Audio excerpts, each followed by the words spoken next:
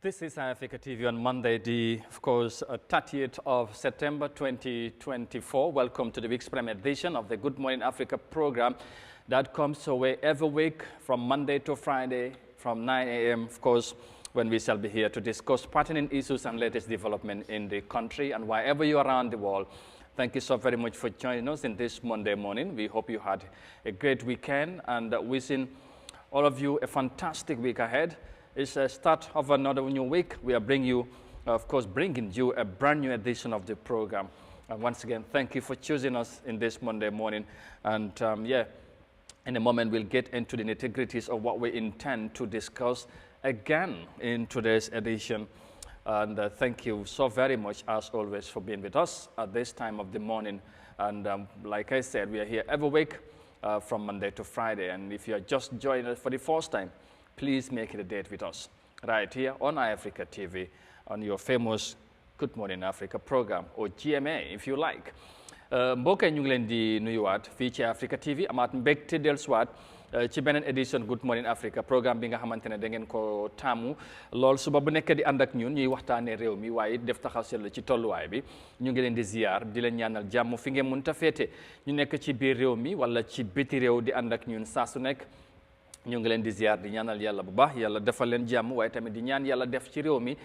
jàmm te saxal ko di ñaanal tamit ñi nga xamante ne ñu ngi tawat nekk ci kër yi ak ci hôpital yi fu ne ci réew mi yàlla delloo leen seen sago naka noonu di bàyyi xel am ñi nga xamante ne am nañ ay nattu nekk ci kaso yi fu ne ci réew mi waaye surtout ñi nga xamante ne ñu ngi fale ci Mile 2 Central Presidence di ñu bàyyi xel di ñu wettali ko suba bu nekk ñoom it ñu ngi leen di nuyu di leen ñaanal yàlla bu baax ñaan yàlla mu teggi nattu yi ba ñu mën a dellusiwaat seen ay njaboot ak seen ay activités yàlla mun na ko yàlla def ci barki nabi Mustafa sallallahu alayhi wa sallam ñu dellusiwaat fas yéene àndaat ak yéen ci ni ñu ko yàgga di defee di waxtaanee réew mi def taxaw seetlu ci tolluwaay bi réew mi nag boo ko waxee danañ mun a àddu ci yu bari li demee ci wàllu dundu bi ba ci wàllum mbay mi transport of course wér-gu-yaram ak of course wàllu jàngu bi ndax xam ngeen ne school ubbi na yooyu tamit yëpp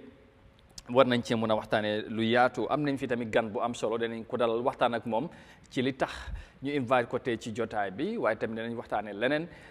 ci programme bi di leen jaajëfalaat bu baax ci safo bi ak ci kóolute bi ci jotaay bi xam ngeen ni duma ci dee weet damay ci faral di feggo monsieur le directeur Modou Mohamed Niang borom Costa Road nuyu ko ziar ko tay nag xam naa ne ñoom waxuñ dara seen tali bi lépp ça va mun ñaan nuyu naa la xam nga da ngay xëy rek di tooñ maan waaw bàyyi ma nuyu nit ñi ba pare rek yow ma jàkkaarloo yow jërëjëf Amadou maa ngi laa nuyu bu baax di nuyu ñu jàkkaarloo Eyeafrica TV si jamono ji moo xam si sa mobile ou sa télévision si kër yi ñoom ñëpp ñu ngi leen di nuyu ñu nekk bitim réew rawatina Gambia si nekk bitim réew nga xam ne télé bi dañu taataane seen xibaar yi wér te wóor ñu ngi leen di nuyu di leen ñaanal jàmm di ko sàkku si ñoom am mbégte bu ànd ak sant yàlla ajuma leen fi jógee yàlla may ñee ñi ba altine tey ñu ñëw toog fi dañ siy sant borom bi bu baax a baax rabbi samawati wala ardi julli si sangam bi Muhammad alayhi salaamullah am mbégte bu baax a baax te feggoor ak yow si programme bu am solo bi di Good Morning Africa nga xam ne dañ siy waxtaane réew mi assis wala nañ ko da waxee réew mi dañ ko war a péncoo waaye waruñ koo pàccoo soo ñun nag duñ bokk ak gis-gis ku nga xam ne dafa fas yéene pour pàccoo réew mi moo tax programme bi am solo ñu ngi nuyu ñëpp ñu ngi si lopitaan yi feebar yàlla may leen wér ñu dellu seen njaboot ñi si kër yi nattu yi comme noo ko de waxee rawatina Mile 2 ñu ngi leen di nuyu am neen fa ay soppe ñu nga xam ne nii bu time bi jotee ñoom ñëpp ñu ngi jàkkaarloo Eyeafrica TV di ko seetaan te yëg neen loolu te dégg neen ko ñu ngi leen di nuyu teg nuyoo bi si général Badji muy nuyal ñu ko gars yi yëpp jangeen yi nekk foofu ak gars yi Touré yooyu noonu yëpp ñu ngi leen di nuyu di leen ñaanal jàmm soo di la delloo léegi comme noo ko waxee am nañ fi gan am gu am solo te nag moo doon ñëw gis naa ne daal Costa Road xamul lu xew ba lu taxaw di xaar moto is too much dafa bari waaw gars yi ñu ngi naan ay xamu kunku jàng ay tabakoto bot yéebee ne daal xam naa ne tey ñu bëri dinañ tardé liggéey so loolu tam nag xam naa ne yoon bi si la bokk moo tax boo mën a seen tali bi yooyu dafa loolu léegi la commencé xew seen koñ yow seen non du léegi tey laa la wax dafa gën a saf dañ ko dundaat non yéen pare ngeen si yéen am ngeen tali bu ees ak liis moo tey dama daw bundum fii la ma taw 4 minutes laa seet ma ne non yawaay tey nag suma gars yi demal Costa da ngaa fa ne meeting moo fa am meeting boot left and right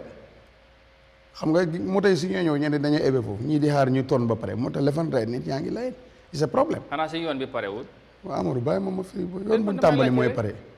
yoon bu ñu tàmbali mooy pare. di nga gis yoon bi kay si kanam tuuti loolu jarul wax moom kay xam naa ne bu ŋàccee. bu taw bi faree ba mu ŋàcc fekk balaa ñu koo girida nañu dimbale rek fital ñu paxe ak lis mu sumut. waaw loolu moom. mu tane tuuti. loolu lu jar a waxtaanee dinañ ci ñëw comme noo ko waxee. lu yéeme la ndax tey ponk bu yaatu lañ ci wala lu yaatu lañ bëgg a waxtaanee ci ponk boobu. mooy ci wàllu transport. dinañ ci waxtaan jafe-jafe dem ak dikk bi surtout ci nawet bi war nañ cee waxtaan lu yaatu moo tax ñu am mbégte dalalaat ki nga xamante ne moom mooy president of the Gambia Transport Union Omar Cissé wala Balla ñu bari noonu lañ ko gën a xamee ñu dalal ko war a waxtaan ak moom. ci wàllu transport gannaaw bi nga xamante ne génnoon na réew mi ñëw siwaat ci jàmm ñu am mbégte foog naa ne bu ma juumati xaw ma ci rajo de waaye ci télé moom ñun ñoo ko njëkk a dalal bi moom xam naa ne Gambien si géej nañ koo dégga ñu dalal ko presse welcome back xam naa ne gars yi namoon nañ la loolu tey lu ñu war a waxtaanee dana am solo ñu bàyyi la nga nuyoo Gambien si ñu lay seetaan waaye surtout ñi nga xamante ne xëy na ci ñoom nga nekkaloon fi nga demoon macha allah xam naa ne ñoom tamit bu ñu la gisee dinañ kontaan ma baala nga nuyu ñëpp adden ñu tabbi ci waxtaan bi incha allah. aouzu billahi min asheytaani rajim bismillahi rahmaani rahim alhamdulilahi rabbil alamin asalaamaaleykum wa rahmatullahi wa barakaatu. amoon nuyu naa la. jërëjëf. di la ziar di la gërëm di la sant di nuyu suma xarit suma doomi ndey directeur la. monsieur le directeur la. di ko ziar di ko gërëm di sant di nuyu di staff am of Eyeafrica TV di nuyu seen viewers ak seen followers yi di nuyu suma boss yi suma patron yi ñu ma jël liggéey. mooy driver yi transport workers di leen gërëm di nuyu suma exécutif ñoo xam te ne bu ma doon jël livre. waaw ñooñu laa baawal lenge bi. di leen gërëm di leen sant liggéey bu rafet bu ñu defee vidéo regional Kiamans di nuyu tamit suma njaatigee ñu ma dalaloon. waaw dëgg from Italie Germany. be Holland di leen ziar di leen gërëm dëgg dalal bi rafet na. macha allah taaru na. soo Gambie ni bari tamit ñu woo nañ ma bëgg maa invite ma dem seet leen. pare take all my responsibility bon fortunately time bi xatoon mun ma ko méeg kon ñoo ñëpp di leen jégalu xamal ne ñun boo yëpp cofeel la rek because da nga nit koo la mu ne la bëgg nga seet si ma joma seen ma sa passeport bi ma jël na sa ticket bi nga ñëw seet si ma al dañ nga amoon si man 2 days loolu gis naa am naa ci call yu bari from anywhere in Europe so jàmma pexem yàlla dogalam bëggoon naa ko yéene move fa bon fortunately time mayut ma ko kon kontaan naa ci trop. But overall, how was the experience like? Dem nga, holiday bi nga def ko different countries in Europe and at some point gis naa ne xam naa dana ci ñëw am na fi nga dem ci wàllu transport di seet ak yooyu but naka nga ko dundee daal I think ñu bari nu ñoo gisee ne Europe and Africa surtout Gambia so naka la holiday bi mel. man nu ma ko mën a waxee because this is my first time in holidays. waaw man bu ma commencé job bi mosuma am holiday. This is my first holiday in history. kon man xaw ma holiday. kon ñu ku ko mosaat. moo mën a wax nu doon mel. waaw def naa ko Gambia def naa ko Europe. man this is my first time so why ma choose Europe tamit. number one I have a extended family there koo xamante ne te gannaaw yàlla man maay seen kilifa. so ñoo provide all the logistics. ñoo xamante ne tey gannaaw yàlla maay seen kilifa. pour tamit lu tax ñu def lu xañ na because fii ne su ma ko defee fii dina xala doy waar du ma ko def sax ñun sax duñ la bàyyi waaw so ifin foofu sax dem fa di nekk maay si téléphone si maay si machine yi ñu ne ma yow are you here for holidays or you are here for work but understand job bi moo ko dee waral sant yàlla yeah but dëgg moom the environments are totally different yeah and we'll get to that dinañ ci ñëw quickly rek dañ bëgg a tàmbale ak li nga xamante ne mooy just for few minutes discuss about the Voice newspapers journalist arrest saga and of course fu yëf yi toll ndax bàyyi nañ ko beel boo equally bëgg nañoo wax tamit gis nañ ci United Nations General Assembly some of officials suñu nekk suñ ñaari ministre génn nañ di dox gars yi attaque leen di leen wax yenn kàddu yooyu tamit ndax lu war la xam naa dinaa ci am réaction moon ñang ak président because ñoom tamit di awul Gambien ku nekk ak noo ko gisee but before then ML Mod Lamine Faye mu ngi ci line bi am danañ war a wax ak moom parce que moom xelam dafa màcc ci wàllu yoon ak yoonal ñu bari ñu ngi jàpp ne journaliste buñ arrest waruñ ko arrest ak nu ñu ko détenir ak yooyu ndax loolu ci loi lañ ko teg surtout police bi nu ñu ci dugalee seen loxo surtout ñun taskati xibaar yi dañ ko ñaaw la jàpp ne loolu warut moom dina ci indi legal perspective naka la yëfi demee ML once again ñu ngi lay nuyu bu baax di la wax good morning naka nga def. Good morning, Mr. Sente. Good morning, Saint Jammeh. Mr. Yang, good morning, and the whole Gambian people. All right, thank you very much. And like I said, dinañ waxtaanee li nga xamante ne mooy of course ci li am ci affaire journalist bi suñ naataangool and of course ñun comme once again dañoo show solidarity ak moom but this time dañoo wax on a legal stand of point en tant que ku nga xamante ne sa xel dafa màcc ci wàllu yoon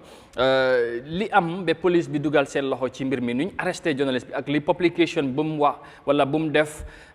naka nga ko mën a jàngatee ndax loolu luñ salfaale yoon la wala luñ mënoon a def la. Well, thank you for having me again as usual. I think it's a complicated night. No word of a soul. But the give now Luther as can be want to confuse about it to the point in here when police be our president is trying to scare journalists in the country or suppress them. Well, let me break it down to you from a legal standpoint. Or law enforcement standpoint, because I feel like it's really important. Professing is how you actually ask me. Everything is not about dictatorship. Okay. So let's look how many see offense, more misdemeanor or felony law.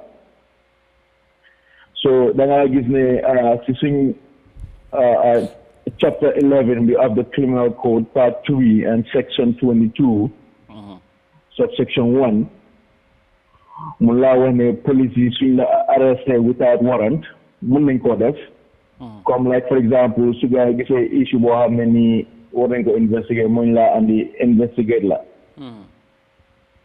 But upon that investigation or inquiry, based on that Subsection 1, on that Section 22 of the Criminal Code,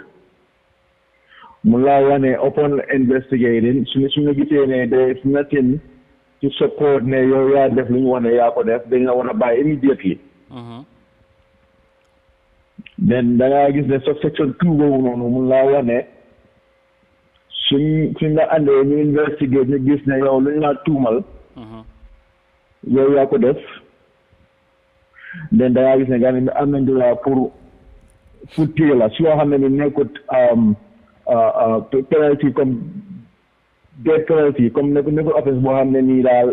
war dañoo jël sa bakkan yow si yoo sut noonu so mu mën laa bàyyi ñu bail la waaye tamit suñu laa yóbbu court dañ la war a yóbbu court within 72 hours. Okay. waaye dafa mel ni ñu suñ dëkk bi suñu yu bëri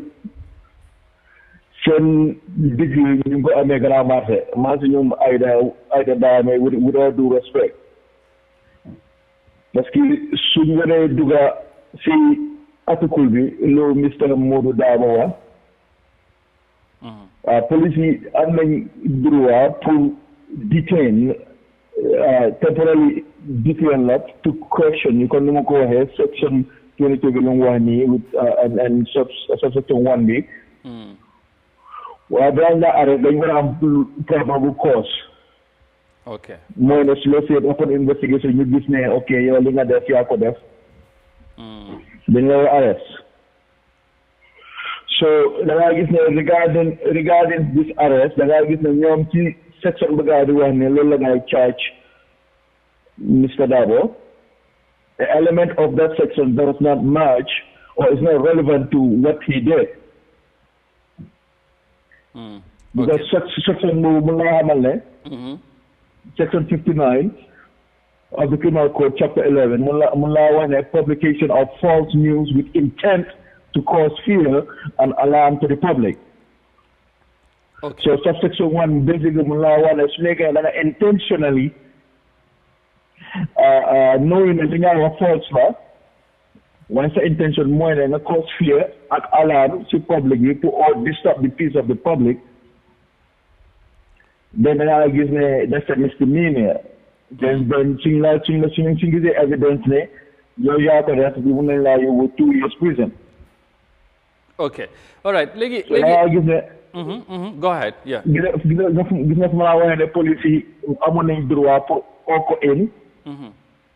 pour find out ndax lu mu def was intentional na force la na lefin waaye tamit soo readee article bi. content of the article. dangaa gis ne mu laa won ne dafa dégga rumo. Yeah. mu reach out. bu mu reach outee gars yi ñee ko ne non loolu amut. Okay. xam nga loolu def na ko fa. So moom he was transparent but he was fair. Okay. mu ngi xamal ne ñu ne li laa déggoon waaye def naa sama liggéey mooy subsection 2 bi nii section 59 subsection 2 ne dañ war a jël reasonable measures to verify the accuracy of the statement or rumor which we did. Okay. All right. Legi ML, as you finger the issue is a bit delicate, but anyway, as far as we are concerned, the good thing is both the journalist and the editor, are of course granted bail. Lulu mom, content. But then, on a legal again perspective, coming ko jangate, you were trying to justify the police be def, luñ warona mëna def de, and of course the lawsuit bi nga xamanteni President Barrow lawyer mi bëggoon wax nañ ne danañ ko def bu fekkee ne journaliste bi génne wut story bi wala mu apologize mën nañu so loolu is lu mën a nekk lu waa def ko nangu but the argument here ñeneen bu ñoo def mooy these laws in our books in the constitution dañ ko doon ñaawlu maybe during the former regime ne Jammeh li la doon use pour suppress journalists and the media so waroon nañ ko mën a génne but why still these laws are maintained and xëy na this government also gis ne ñu ngi ko start the use against journalists so ñu gis ne this is a threat against the media or press freedom in this country what is your view on that naka nga gisee loolu waaw moo tax ma laa wax ne situations like this ñoom police seen bopp ñoo war a génn comme lu ma def nii ñu wax ne ñu fi luwaay ne so first intentionally publish any rumor or statement boo xam ne false la den loi bi naa teg loxo xam nga constitution dafa am ak loi bi dafa am so constitution mun laa wax ne freedom of expression press or whatever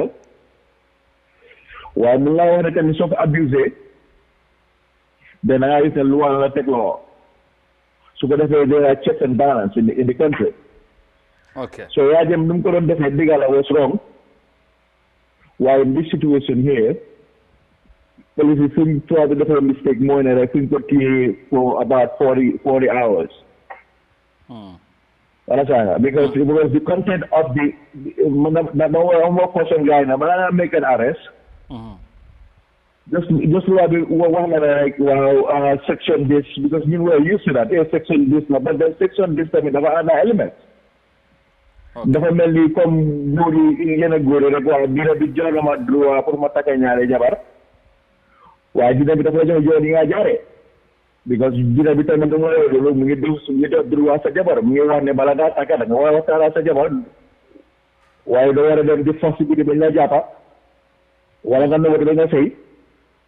suñ la waxee you use that defense waa dina bi jox na ma pour lifin pour mën nga ñaari jabar dina bi tamit jox na jabar so Gambia bi ñu bari dañu not only the public but the police tamit dañ la war a sensitize ba pare tamit at the same time it's important ne ñoom ñu ngi bëgg a gain the trust of the public again lu ne tër rek especially when it comes to political you arrest la it doesn't work like that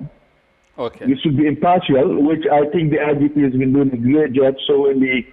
Gambian people and the police is impartial waaye tamit am nañu nekk si ron tamit dañuy bëgg a involve security ak politique te loolu soo ko defee di nga taal dëkk bi.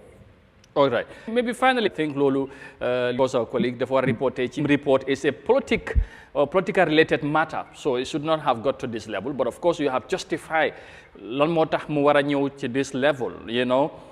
So mom source being a hamantine to Nakotamid, Munako hide because journalists in most cases journalists they muna reveal some sources. waaye ndax tamit police bi seen investigation bu ñu demee ba xam lu leen mun nañ koo force pour mu reveal loolu ci wàllu loi laa bëgg rek nga ñëw ci loolu balaa ñoom finally jeexal ci point boobu maybe just in 1 minute please waaw. No, legally they cannot do that. Legally they cannot do that because you as an investigator, it's a job more and find out the truth. Okay. So without compromising the investigation or future investigation. So when you interrogate somebody, more suspect or whatever, all the job more in there, putting you try to deceive. So you as an investigator, you have to ask an open-ended question, not close-ended question. So I guess now when that person is answering question, try to beat you, so you have to listen and focus on everything that is coming out of that person's mouth. And then you use that and beat them at their own game. So it's a psychological game. They should not be lazy. And change the new father may need that. What you waste time in it? Because this man did not break the law. Even though government grow and put in for correctioning, they should not waste anybody's time because this man did what he was supposed to do. And in his article, the content one in it, then they could find out. They don't find out one. It would have been a different story to call him Mr. Yai ak spokesperson bi gaay ñu ne ko ne no bu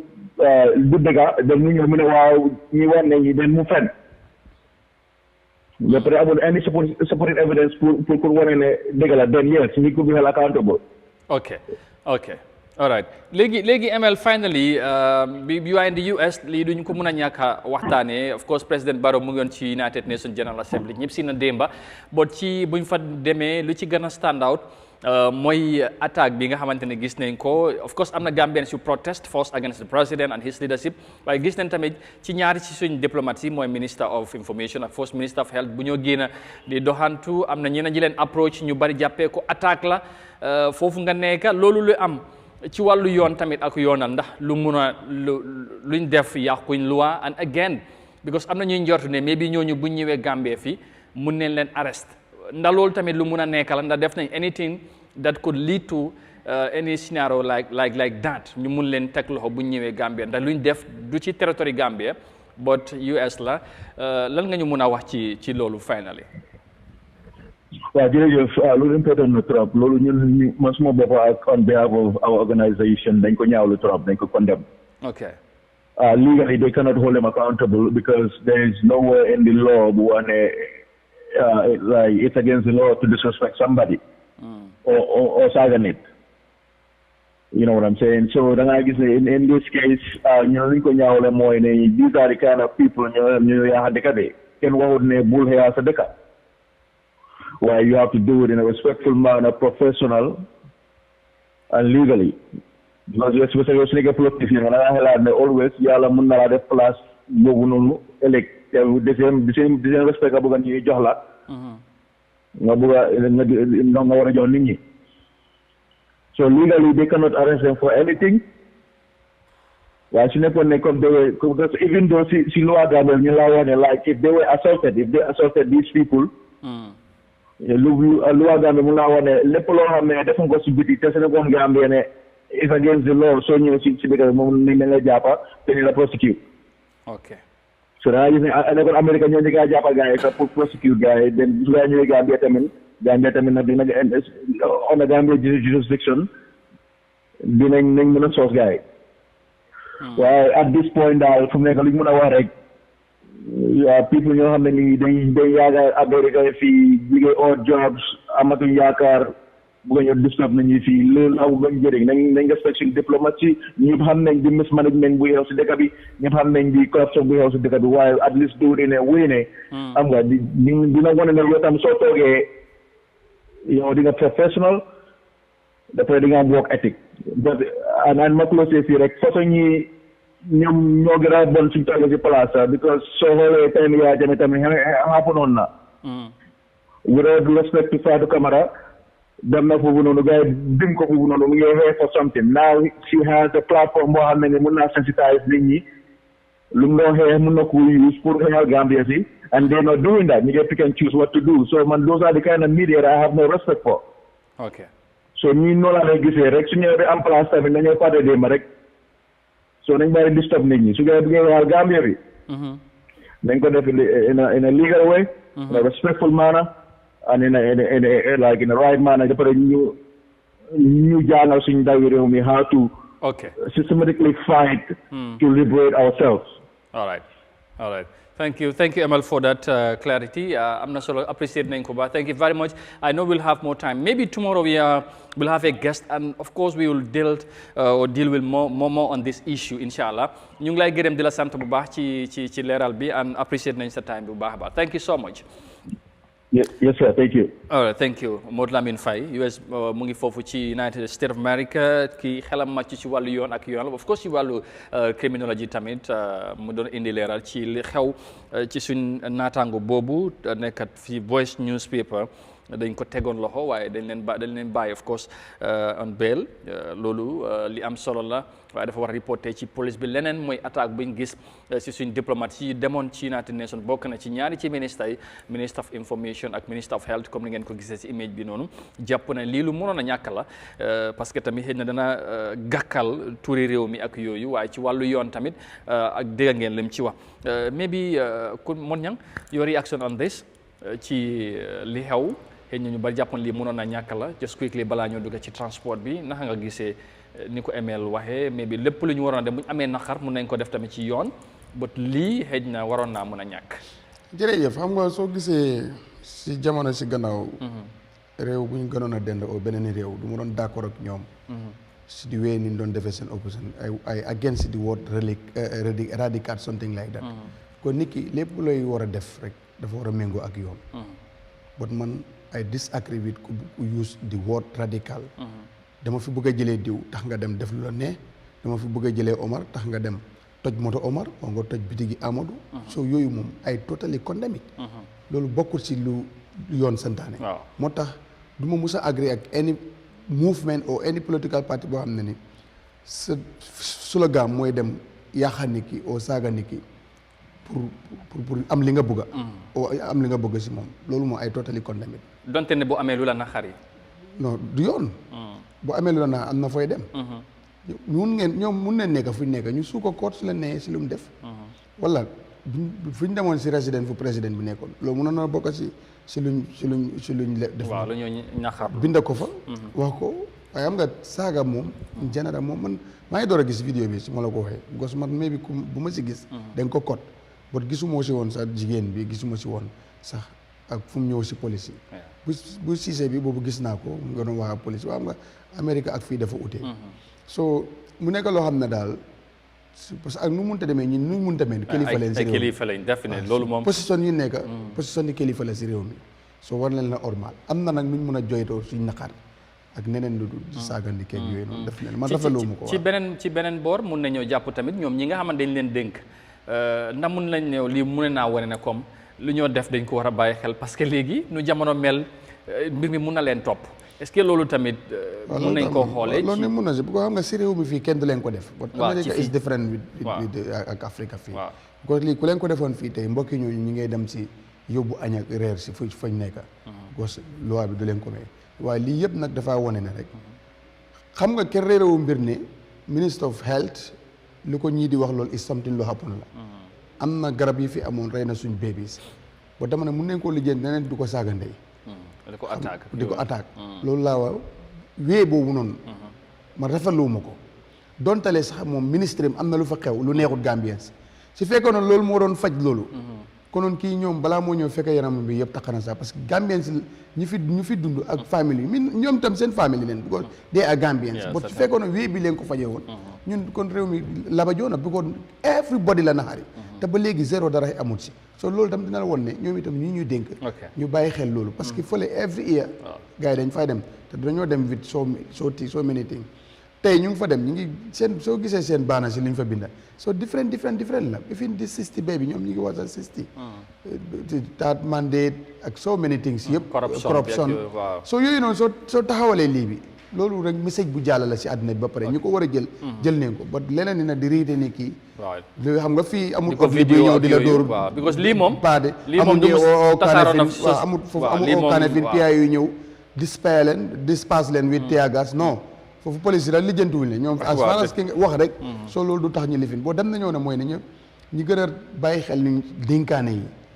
rek def ko nu mu ko war a defee there is so ministre ba ñeneen ñi deful leen ko so that's time is a question to ask ministre yi fa nekkoon bëri na dañ leen gisut wala lu xew waaw loolu tamit mais bi am nga su ne am nga babies is concerned minister of health su ne nangam correction nangam mu yóbbu nañ ko si information but lu tax there is a minister of youth and sport mu ngi fa gisuloo fenn fu ñu bind si baana loo xam ne is against minister of sport dinañ ko gën a waxtaane bu baax incha allah so loolu la moo tax dem na ñëw ne daal mooy ne Gambien bi fu munta nekk Gambien la te lu gars yi di wax picc nga sa kaw ba xel maa ngi suuf bul fexe bugg ngay gàkkal li nga xam ne dafa tilima sa dali réew foo munta nekk ku nekk si réew bi waru koo def ku nekk feneen te lii te dafa mel ni ministre bi ku mu àndal moo ko chef de bu fi nekkutoon mbir mi war naa gën a ñaaw parce que kooku moo taxaw diggante moom ak ñeneen ñi taxawoon xam nga nit bu defee boo ko dénkee réew ak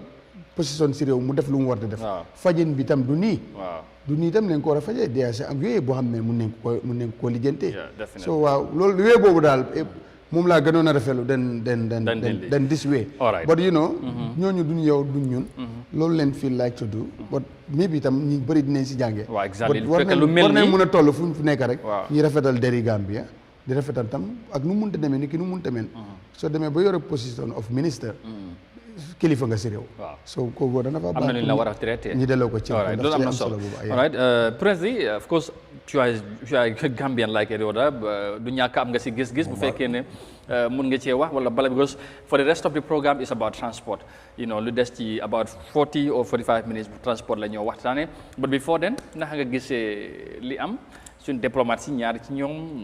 ñu génn am na Gambien si génn li mu wane mooy kontaanuñ ci ñoom ci seen doxalin seen taxawaay waaye anam bi nga ko defee ñu bari rafetlu wuñ ko donte ne xëy nga ñeneen ñi mën nañoo gisee ne am nañ ci sañ-sañ waaye because fii duñ deel nangu gars yi protest ak yooyu but fi ñu ko defee ak ni nga ko defee ñu bari dañ ci am na ni nga ko gisee daal yow lan mooy sa xalaat. thank you so much Amadou xam nga dañ ma sampal ba pare. nga ne ma en tant que Gambien bi. waaw definitely waaw boobu moom moo ma comments. waaw. the first thing lu ma ko comment mooy Voice newspaper. dégg naa legal version. from one of legal expert. gis nañ yu bari social media. so we cannot mënuñ ciy wax lu bari as far as is a legal issue. bon lu ma bëgg a wax rek GPU Gambia Press Union na si work with the executive ñu seen mbiri naka la ko résolve as soon as possible. I know am nañ capacité pour def loolu. commencé nañ sax ba ñoom ñoo taxaw ba tey biel bi mun a am. dégg mun maa wax ne whether journalist is right or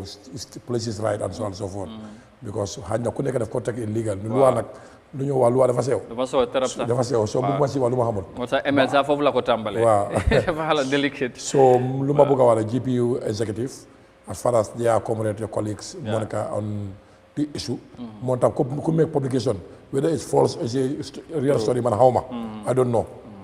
so not GPU work on it ñu gis na daal mbir bi nu ngi ko mën a saafare mu so fekkee that we have the laws yoo xam ne ni they are not up to standard comme ni ko bëggee I think loolu role of National Assembly also because comme ni nga ko waxee in before change of government these are the things we are all yearning for so su amoon nag nañ xool suñu boppa ñun la mooy problème bi we cannot blame executive alone we are part of it National Assembly they are from our society so I think that's most important one of the arm of government so may ñaan président bi tam na jégal na jégal kilifa moom da ngay jégal surtout bu ñëpp see nii xam naa ne gars yi dinañ ci doon xam naa nit jaama bu dee moom affaire yi moom la naqari ñu ñaan ko rek mu non nit jaama la xam naa nit jàmm la man xam naa suma kal la suma xarit la xam na man sax lu ma la jubóo ma sometimes man suma xarit la te moom sax dina seetaan good morning xam naa ne comme su la gisee fii nga wax may suma collègue xam nga ñu ne président la dafa mel ni moom capitaine Pire man suma Pire la ma wéyal président maa laa ñaan nga jégal njiit neexul nag yu di nga jël lu bari xam na it's not him as person maybe it's as party level parce que fala is the flag bearer as the secretary general still have no role to play so na nga ko rafetal rek Gambia ñu ñëpp benn mbokk la so MPP jël nañu ne it's not true amut that's enough ñu bari foogoon nañ ne foofu la yëf yi war na foofu la dinañ ne nañ amul ba jarko bi juloo fu ndol nii arrest am na mu ngi gën a yóbbu things bi another dimension xam nga Gambia is just like that but yaakaar naa daal mbir bi daal GPU dina si work out with the president and the president moom dina ko jégal inshallah di beneen côté mooy regarding to what's happening in US I believe protest is normal muy Gambia muy US muy Ghana muy fu nekk nit war naa mën a jéena based on the legal aspect nga wax sa naxar but the attitude no ko defee that was a question man lu xew dëgg la ñaawlu naa ko man because Mr. Samate whether am na lu baax or lu bon is a dignitary Gambia authority la so bi attaque bi is a personal attack whether we like or not attaque la because even ñu ko tee protect ko so su fekkee li nga wax the guy is not there mën nañoo dal si kawam after dañoo def ba block yoonam bi xam nga du ñu ngi images kay ñoo ko woon moom moo taxaw wane bu mën a dem nañ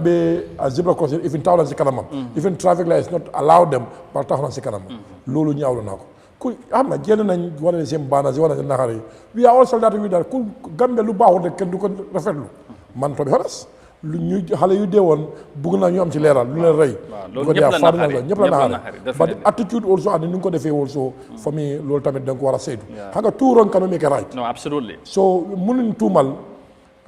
the executive or minister or whatsoever def lu bon bu tax yow nga def lu bon so where are you heading to so for me because tey these people represent Gambia go out gis nañ we see their truck gis nañ seen baana si bind na fa we all read it so am na yoo xam ne most of the Gambia agree with them but bu génn def yéen naka suru noonu toppat nit ñun gis na la mu ñëw romb sa biir nuyu la xam nga so that means he give you maximum respect ba attaque ko famille daal loolu mun a ñàkk la mun a ñàkk la so ñu ñëpp nañ si bàyyi suñu xel because we are all Gambians we are not here to back a jobal moo war a teg nit dafa am cër bu mu oddo kon loolu na nga ko war a jox ba nit sa right fu mu am na ki right fu mu commencé ñii nag lañ dee jaase loxo yu bari am nga right ba am naa right whether if I'm a victim I have right lu tax tey lu waa dina arrest nit ñi ñu ñëpp di taxaw ñu ne waruñ koo dite more than 72 hours because right am la if is a victim amaana it's a perpetrator some sorry yes whatsoever xam nga lu tax tey su nit jamee nit paak mu dee ñu ne ko dañ ko jox allegation unless court proof ko li yëpp waa moo tax ñuy allege sax allege la allege perpetrator allege culprit so you know you are innocent until if they feel Dr. Samate and his ministry they are not doing good that is their right of protest but also Dr. Samate himself has a right so that right also what to violate so two wrong cannot make a right for me their protest I don't have any issue with the protest same as Ismaila Ceesay as well yes Dr. Ceesay my brother but boobu xam nga boobu garawut sax boobu garawut noonu sax boobu moom dafa teel a yoxosu mu dem yoonam moom dafa tax dafa bëgg a wax police mu xam ne lii du régler mbir mi mu dem waaw exactly about all day du ma min sax wéra ordli mu fa ordli nekkut fa because the fact is ifin soo fekkee ne lu leen di tuumal am na oo amut am na right bu ñu am ñoom tamit to right warta fa duñ ko violate so attaque moom you know yaay waaw ba yenn wax yi tamit di ci am xam nga di foul words di leen record vidéo ak yooyu ba mi dafa tasaaroo ñu bari loolu lañ ko gis parce que moom the protest what is in truck they have every right that is normal because ñale defoon nañ ko président bi si biti lañ taxaw they gathered and they saw their protest man du ma taxaw ma protest baaxul kenn daaxuma protest man du ma taxaw ma protest baaxul ku nekk am nga right pour protest based on the legal aspect so but tamit su nooy protest waroo mën a violate somebody else for me attack individuals for me whether it's a minister or not minister as Gambian waroo ko attack but if people are denied locally tamit moon ñang xëj na wala président ne fii duñ nangu daanaka kenn protest maybe if waaw léegi nag fekkee ne ñu gars yi dem nañ ci biti gars yi ko léegi profito xam nga moo tax yëpp lañ dajale moo tax non man musuma ñaan permit protest man soo protest moo jarul permit waaw man maa doon liggéeytuma moo koy jarul permit but the fact is mooy moo tax xam nga sometimes mbir na nga ko war a call critically waaw soo fekkee ne this public order act we all taxaw nañ fii ñu ne baaxul parce que ñu ngi ko bàyyi fa waaw ba léegi de for me soo fekkee ne it's good for executive but it's good for them no example not only executive we Gambian we nominated people we elect people to be at National Assembly what is their role to do in that so for me it's ñun ñëpp la xam nga wax soo waxee fii nga wax fee man for me loi bi ñëpp xam ne is existing ñu fiir na ne it's time pour ñu revitalize ko ñu xool lan moo gën pour di fadi mu nekk international standard amaan la so fekkee ne we feel ne any executive officer soo fekkee ne could be like me you are not honest da nga bëgg a pour lu protect amaan la but the same time moo tax ñu xaaj doole bi ñu jokk la sa assembly am na doole pour ñu amel some laws why are not doing that soo mbiri soo waayee fii foog nga wax fi de. su fekkee ñooñu loolu moo leen fee bon. kon buñ bileem kenn ñoo la fa teg kon nañ xasoo tey ñu jëlee ñoom lay war a bileem parce que dañ leen fa teg pour ñu you have a MP in your areas. I have a MP. What those MP are doing for for betterment of our livings? That's the question people need to ask. For me, the NASA is not about the going to NASA to debate. Ask me that. What are you representing your people? Do you know what the people have been facing? Boy, to be honest, we are Gambian. ñaata na assemblée mooy dem ci nit ñi à part ñu am football match ou ñoom ñu dem pour ñu guide and discuss about it but it's very rare ñu war a indi loi bi jël seen nit ñi loi mu ngi ñëw it's very rare in Gambia boy we are living here kenn du fi gan so am na yoo after election sana assemblée soo ko gisee télé nga ko gisee dress you know mooy loolu even somebody soo la bëggee du ko in this public forum xam nga dañoo daw xam nga because they are ordinary people lii mooy dëgga so for me loi su baaxul ñun ñoo ko war a change not the executive, we Gambian. So we elect people, we select people to be in National Assembly. Let's try to be served the Gambian people. No matter how things you do, they are there to serve us, not to serve themselves. Yeah, as you have just said, many believe Gambians are part of the main problem of this country. You know, wow. Must Ahmad ML because mu ngi woon suma may waxoon naa pour nga laaj ko ndax code na section 1 2 yëpp but Amadou président Barrow dafa bëgg a def Amadou candidate ndax loolu section 1 or 2 daf ko mention ne loolu kenn waru koo wax. waaw du loolu waaw. xam nga loolu xëy na yow that's my problem.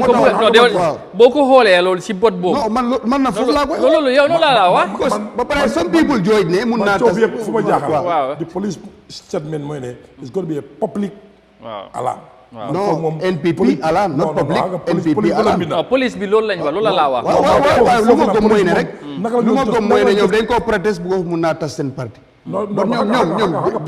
police not for NPP. waaw loolu nga boobu beneen la. moo ñaar police is not for NPP. police is for Gambian people. I know. soo fekkee de police. waaye xam nga lii buy tas fu muy tas na yii tamit nag. non lii tasul la man ak yow suñu yoon nekku si. dañoo analyse police bu waxee dem nit ñi ay dañ am ay xel. non bot waxi police bi. xëy na ñoom level buñ ko level gravité bi ñoom buñ ko yóbbu. xëy na président foofu lay waxee man waxuma waxi police yéduma waxi police bi. police fu ko neex mu code na lii moo tax. kii tamit loolu la mu ne moom ñu ne dañ am xel dama ne.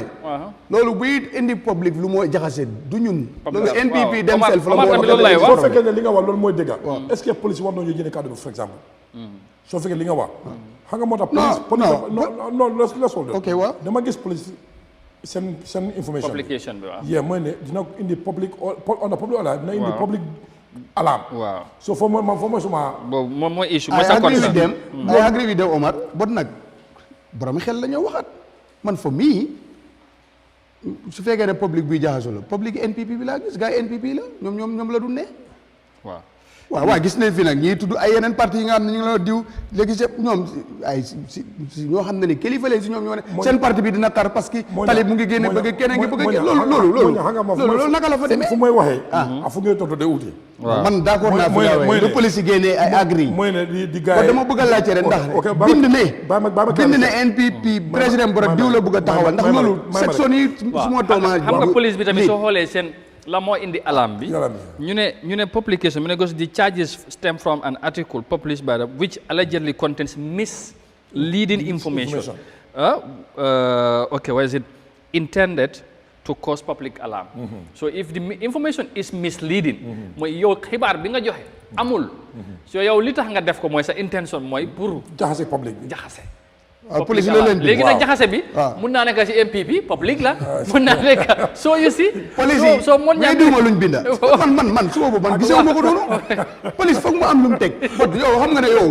boo laajte woon Gambien di leen laajte nga génn si mbedd mi di lay Gambien loolu laa la wax téeméer boo laajte xam nga 97% bi duñu ànd ak lu police bi loolu laa la wax xam nga loolu mooy xam nga ñoom si contexte loi bi boo xoolee dara teg ko si téeméer loolu moo tax ma ne la waaye def fi ne li ñu waxante dëgg génn ne président Barrow Amadou la bëgg a taxawal 2026. waaw that is a offet. waaw but loolu laa bëgg a laajte. waaw information bi waaye xale mu foofu de dafa dugg ci biir histoire bi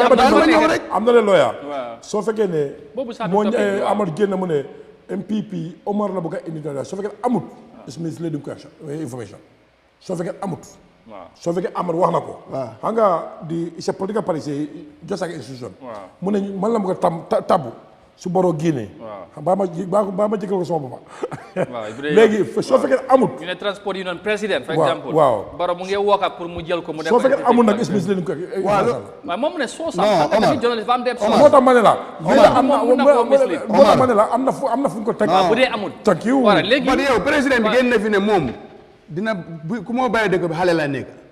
moom si boppam pare because ba nit ñi ne président Barrow pare na pour joxe léegi. waaw président bi nga wax. waaw ok léegi fu président bi wax xalaatee pour joxe léegi am nit ñi tam xalaatuñ ne ndax diw la ko bu ko joxe diw ndax nag président non ba léegi. waaw léegi dinañ fi invité loolu waaw du ma bëgg président Barrow Omar la bëgg a tànn. léegi fekkee loolu waa NPP rek laay naxari waa not di Gambien. ma ñu dugal président bu baax affaire yi. waaw am na ku ma bëgg a invite président Barrow Omar la bëgg a tànn président. da nga maa may dara rek 2026. waaw léegi dati c'est offert loolu laa bëgg a laajte ndax loolu dafa daganut wala dafa araam. waaw léegi da nga ci bëgg a ñu wax bu baax. may ma fii ak ëllëg am na ku ma bëgg a invite.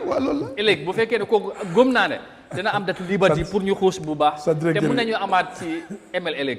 waaw ok loolu laa bëgg a mu am ndax secteur 1-2 dafa ne kenn warta wax président Barrow dafa bëgg a tabbu 2026 diw. waaye information bi amul foofu de ba fàtte loolu. maanaam léegi problème buy indil parti nit. loolu bu nga xam ne non xibaar bu nga xam ne xibaar bu nga xam ne bu amee xibaar bu nga xam ne su amee xibaar bu nga xam ne su amee Omar ak njabooti transport union am la mooy avec lay indil problème bul si boolee public loolu Omar yow la concerne loolu si yow la concerne gars yi NGP loolu concerne gars yi jàppale leen rek. we will move on to transport related matters next. xam naa ne li rek doy na topic wax naa ne président moom bëgguñu ko dugal ci affaire bu baax a baax. parce que moom moo si war moo ñang kay fu mu laa xëcc moom wala bàyyi dañooy dem te boobu beneen affaire la but anyway ñu ngi leen di gërëmaat bu baax baax ci ànd bi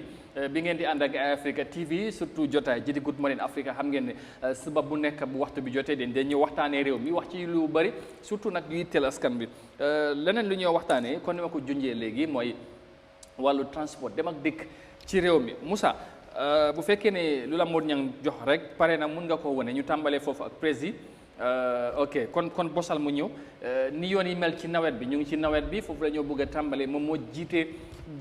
driver yi ci réew mi wala chauffeur yi bu la neexee dem ak dikk bi ci réew mi naka lañ ko dundee ci nawet bi gis ngeen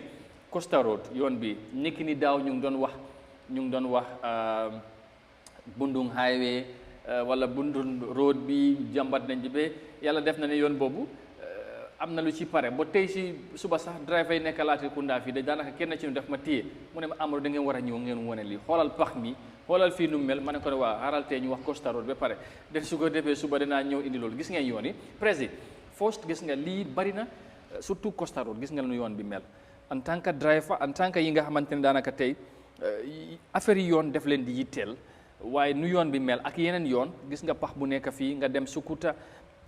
ak ba côté of course Tipa Gara Sukuta Latrikunda Sukuta yoon yi daanaka foo dem dafa jéggi dayo nu mel en tant que ku njoboote ñu cee gën a soxla yoon yu baax lan nga cee ban réaction ngay joxe ci loolu balaa ñoo ñëw ci leneen. Amadou thank you so much xaj na su ma waxee nit ñi dama far. waaw lii duggulit du teel a commencé. waaw absolument lii yàgg na ko gis mu ngi am kambu. di yokk nit na yokkaat nag du yem ci lii de beneen tool bi dina ko fa fekkaat mu yokk. moo ña fii pour moo wala fu mu nekk pour ñuy siraan just after the bridge ngay dem si dugg si marché bi Costa Road. xam nga moo ña Costa Road dégg 5 minutes before after the bridge 5 minutes kay after the bridge. Now we are talking about only Costa Road. Definitely. But now go to the within Irgitabanjo area ñaata yoon moo mel nii. non loolu kay ni mënu ko bari na kon xaj na Costa Road it's a general problem. It's a general problem. Because lu ko waral mooy it's lack of maintenance plan. It's lack of maintenance plan because pax bi commencé na trans mu dem Tulaare ba mu ñëw ba Dallas yaa ngi koy seetaan no xam nga ne tali su amee pax moto su koy dégga daf koy expand loo surtout bu amee ndox de ingénieur ba ñëpp xam na loolu surtout bu amee ndox sax ndox ba lii mu ngi yokku lii nekkul ne at bi la commencé ko soro de non lii mu ngi waajal ñun ñu nekkoon ingénieur xam na mu ngi yokk lu nekk yaa mooy gën a garaaw and number two even man fu ma dëkka Brikama from fire service heading to the Kembuji yoon boobu léegi man du ma fa jaar sama moto ndax num yàqu gis naa ko fa toj maa ko gis wala wax ma ko de maa ko ji bodom plan fa toj because ndox bi fu nekk pak ay kàmb ñoo fa nekk so I think NRA man daal I couldn't understand mun ma understand the expertise they have been calling comme they are engineers and so on and so forth su ñoo instructor tali bi whether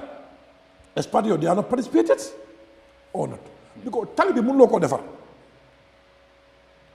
nga defal tali bi waaw nga jox ñu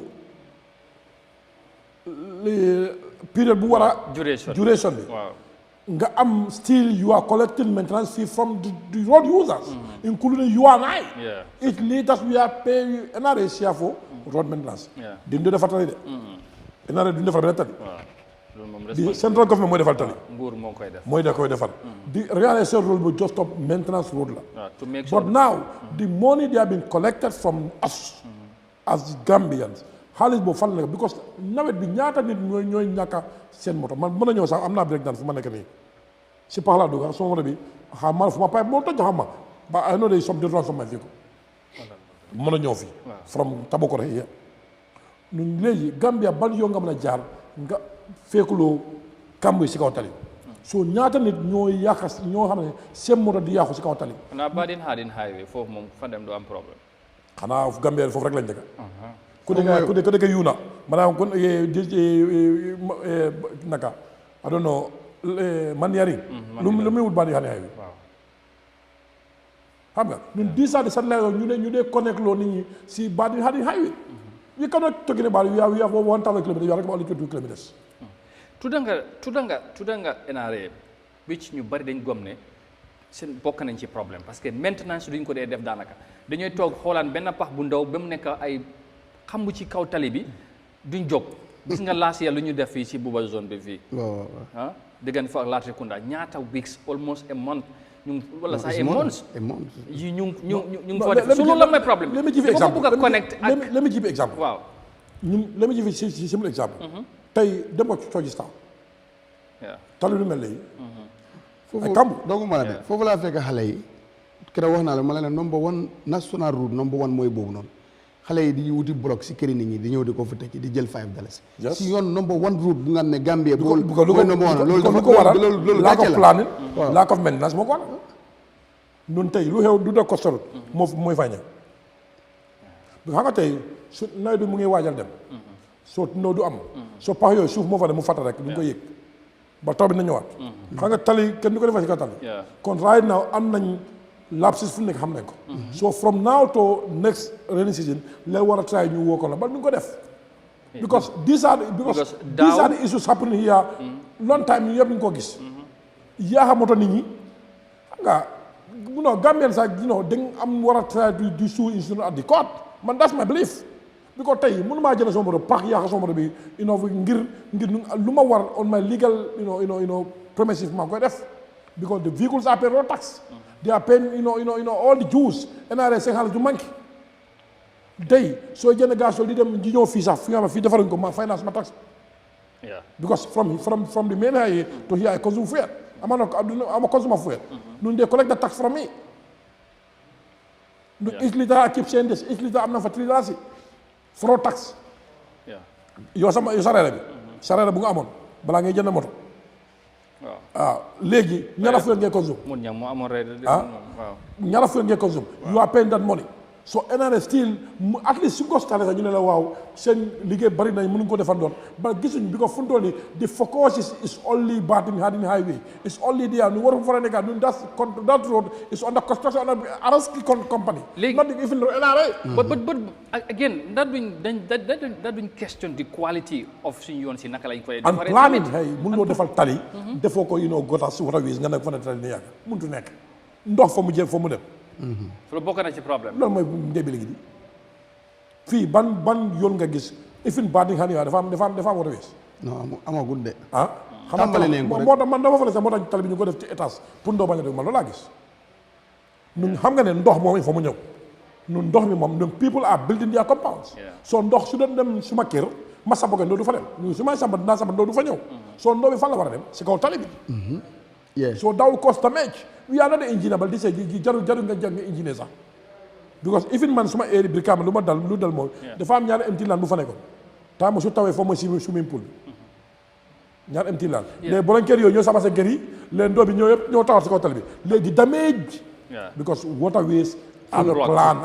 nun we feel ne loolu war naa mën a nekk thing of the past but even the new infrastructure we have been saying still gisuñ ko fa the problem persists léegi li tax ma indi loolu there was a time when ñu doon discuss about this Bundun highway ñu cee wax di cee wax kenn ci koola si mu ne people also should be patient parce que defar yoon warut a gaaw you know dafa war a jël ay at least 2-3 years parce que ak yoon parce que non may ma rek waaw waaye reason bu mu joxee mooy parce que bu ñu defaree yoon at least dafa war a jël 5 years or more because of the quality moo tax bu ñu koy defar dafa war a jël time but ñun so unfortunate tey suñu yoon yi benn at bu tawee ci moom mu commencé ay pax ñaareeli at doo ko xàmmee sandali tali la wala leneen xam nga loolu lan moo koy waral te ñu jël ay millions invest ko ci di nga tali soo ko defaree gars yi dañu bàyyi di kooku xam naa understand naka la ñoo defar tali balaa nga ko defar di contracteur dina def visibility study mu xam exact lan moo fa nekk xam na lu ba pare xam na fii am na pipe fii am na kambu fii am na poto fii am na all those information ban façon soxla suuf bi fa la war a jógee moom lay def mu defal planam bi mu soog a charge government so su paree su ñëw 5 ans dañu am timeline bi because moom prépare na pour defal gota bi dina ko jël time bi mu xam na ko and in most cases is 24 months 36 months so now xam nga this is the issue waaye amuñu raba compagnie tam non xam nga dama bëgg pour ñëw réalité waaye tali daf lay yàgga tali ku ñëw contract am na timeline bu ngi koy jox because moo am na def na assessment am bi xam na exactly lan la nit lan moo available na man moo xam na ko tuuti moo am mu number one soo fekkee ne tali bi dafa dem beyond even the contract period government am na right ko court but also the financial aspect government tamit war na ñoo mën a provide the financial aspect based on the modalities so tout ñaari yoon moo nekk di dox but gisaguñ lu mel noonu de government jël fii suuf yi benn contracteur bi yoon parce que tamit yu bëri dañ koy dégg moo tax man ne lan moo government ñoo mënut a provide xaalis the company bi moo xamul liggéeyam the consultant because that's the role of consultant now the consultant moo nekk di technicien xamal ne lan la government agréé mais loolu moo nekk di am or not est-ce que amul lu nekk di nopp ci mbir mi waruñ ko nobbu nag soo fekkee askan moo leen tax a jóg ba man daal tali yu ma gis nii nesta bi fi lañu fekkaat de taw bu ñëwaat kambu bii dina ko fa fekk déedéet Omar ñuy dem ana yoo kenn am kambu bu ñu ñaanal loolu yoo kenn am kambu déedéet Omar bu ñu ñaanal loolu booy yoo kenn am la kambu de xam nga yow sax at least yow am nga kambu wala ni jëfale ba am yoo xam ñoom géej la am géej chaque année géej lay am as a driver loolu lii lan la mun a def si seen liggéey parce que tey mon ñam mu ngi wax ne tey nga dem si garage bi ay jóori di ñu ngi fa ñu ngi ma wax léegi ni tey ko bëgg a dem Costa Rosa problème lay nekk wala nga bëgg a dem yeneen sites yi nga xamante ne foofu nga wax du foofu rek tey Gambia foo génn bi di foo jëlee nga fekk technique yi si kaw ifin foo ñi sax dafa commencé am la problème bi ko waaye lu ko waral mooy number one juri nawet ñun yëpp am nañ machine maintenance cost dafay yokk sa maintenance cost dafay yokk bi ko lu ko waral beeson pour infrastructure bi ko oto su duggee si ndox ifin sa break band yi moo tax ñu bari dañuy advice su taw di ñëw dama change sa break band yi maintenance cost daf tey bëri soo léegi driver koo liggéey ku faratu 2 days mu ne garage bi tardé mu ne maintenance soo si continuer soo fi jógee li ngay faral di nga ko yóbbu si garage moo ñaan war a mi bi ko ndox yi moom kamb yi moom kenn du si dëggal soo suba ba ngoon nga doo leen garage xalaat loo ko so is the number one suñ life span of vehicle daf ko dee gàtt number two sum comme lu ñu doon am mën na ñun taw moom dëgg baax na de ba taw moom baaxul si ñun driver yi because sum maintenance ko daf koy yokku daf dee jafale su ne su am nawet daf dee wàññeeku tey yaa ngi gis driver lu mu bëgg ak client man nga driver client rek am bëgg bi ko mosuma ba travel client ma moto mën yomb bi ko di vehicle sax daa available mos dem mu si garage bi client yi juree ebul leen tey soo fekkee ne people like me jënd sama moto bi foo rek naa ko dugal si paak gara ko fii mu benn noot bu moo gënal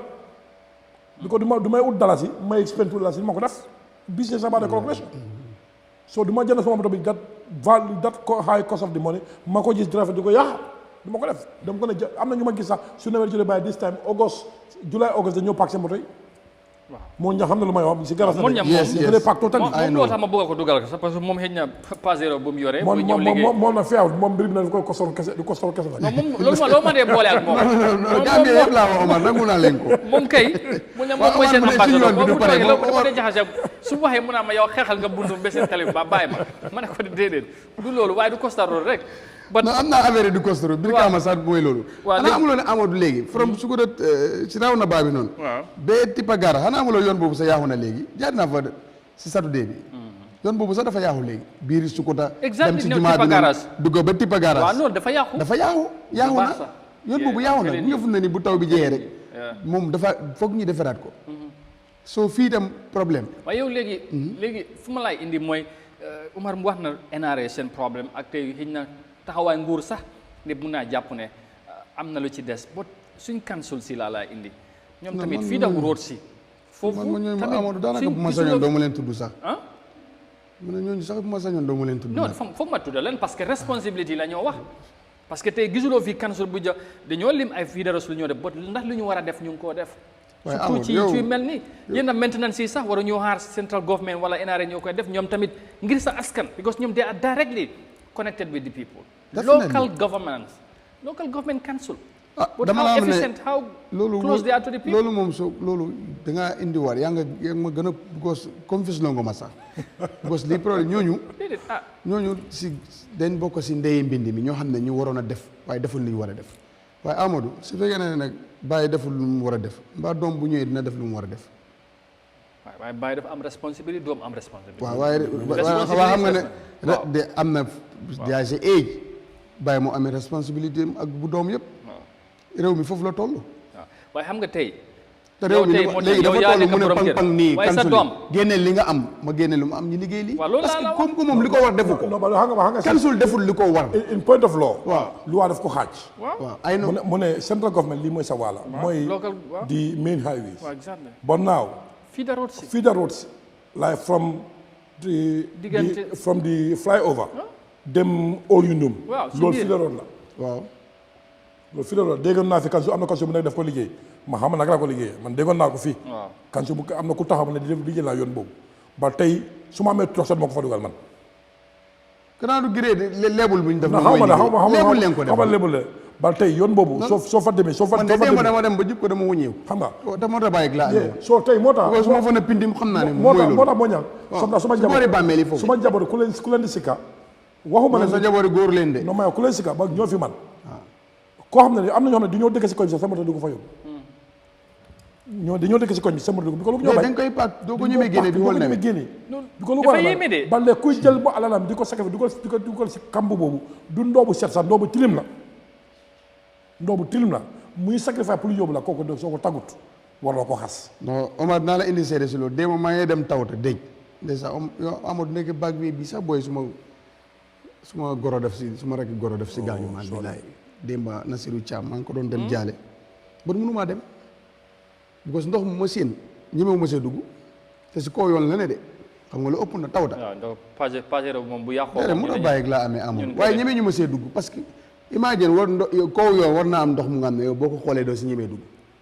waaye gars yi Omar yi jàmbaar lay wax na dëgg de xam naa ne ndox moom gëlë-gëlaa ko gën a mën lu ne nga buñ na pancam non da ngay waru si yàlla sax ñoom dañoo dugg génn laa la wax nii nga tawta moom foofu xam nga yoon boobu moom man dama fa dugg ma ne man de xam nga ñun kenn ñoo pare man juri nawet dama dama wëñeeku amul complaint from the most of the community people with the driver dafa ko yokk pass nanguñ so balaa ma si wax because dama bëgg a def assessment su ma dama jëm si garage because